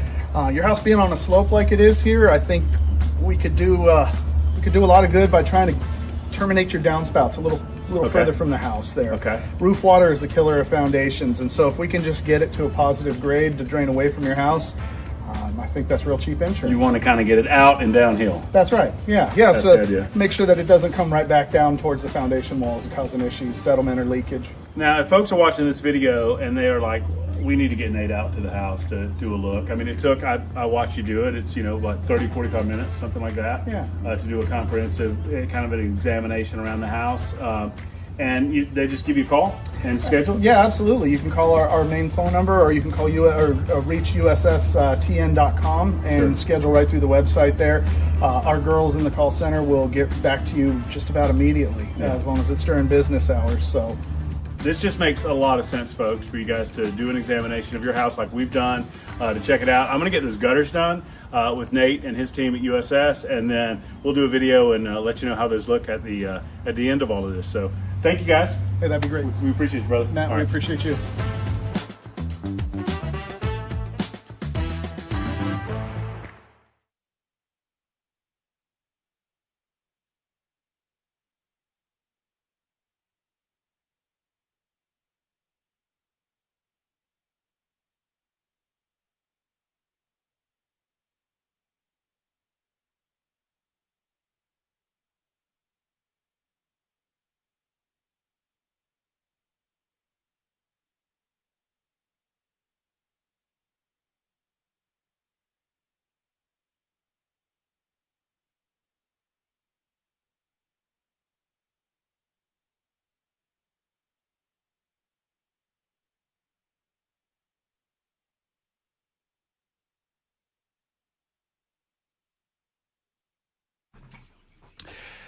Considering that I'm in the man's time slot, the great Phil Valentine took up residence from 3 until 7 on Supertalk 99.7 WTN for some time. Brian Wilson took over for him for a few years, and now it's Matt Murphy. I love the idea, and I will take the mantle and run with it, utilizing sales tax principles.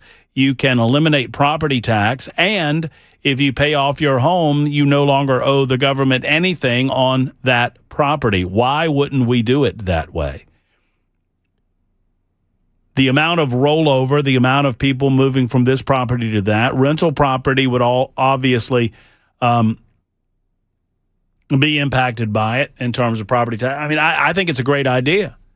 And ultimately, I've not done pen to paper. Maybe I can tonight or tomorrow morning and figure out exactly what we're talking about in terms of revenue neutrality.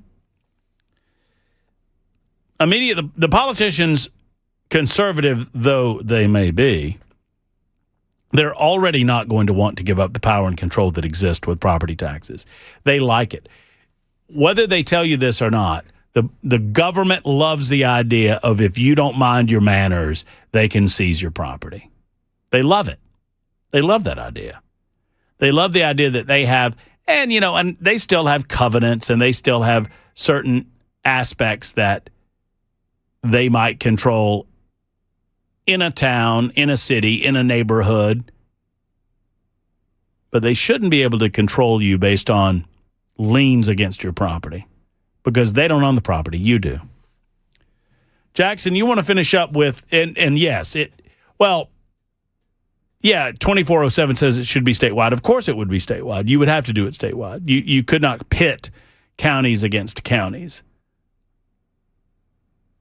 I think it is a solid libertarian principle, 8726, and I love it, and I'm here for it. The idea is perfect. The 2.75, it's not only that, but the amount of bureaucracy that you would eliminate, you would no longer have to have a property tax assessment division.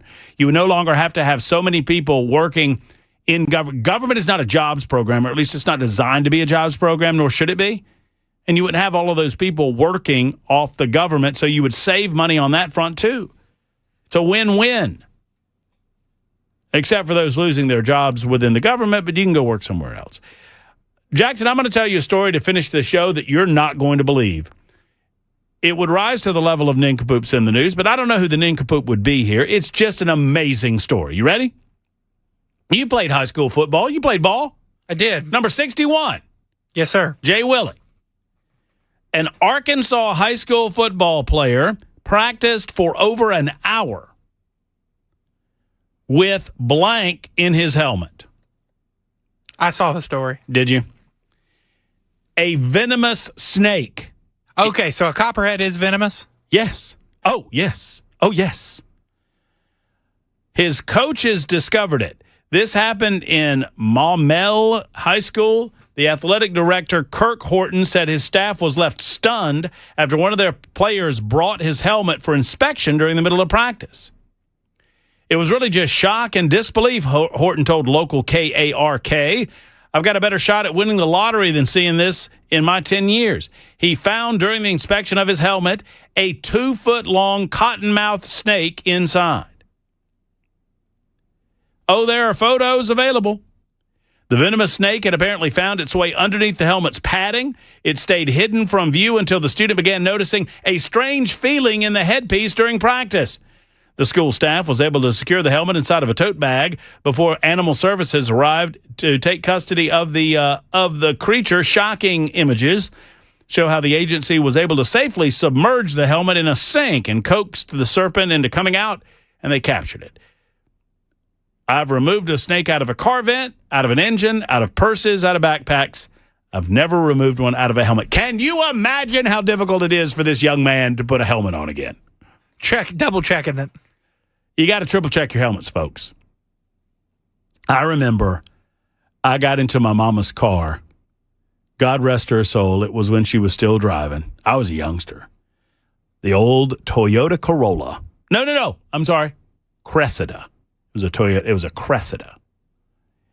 And I got into the driver's compartment to move her car, and I started moving her car, and thank God I was only going about 5 miles an hour because I felt something on my leg, and I looked down, and it was a damn snake. Oh, my goodness gracious, I can't stand them. Mr. No Legs, right there in the automobile, had climbed or was wrapped into the dashboard of the vehicle and was didn't like the vibration or something, and just dropped it right down into my leg area in the automobile.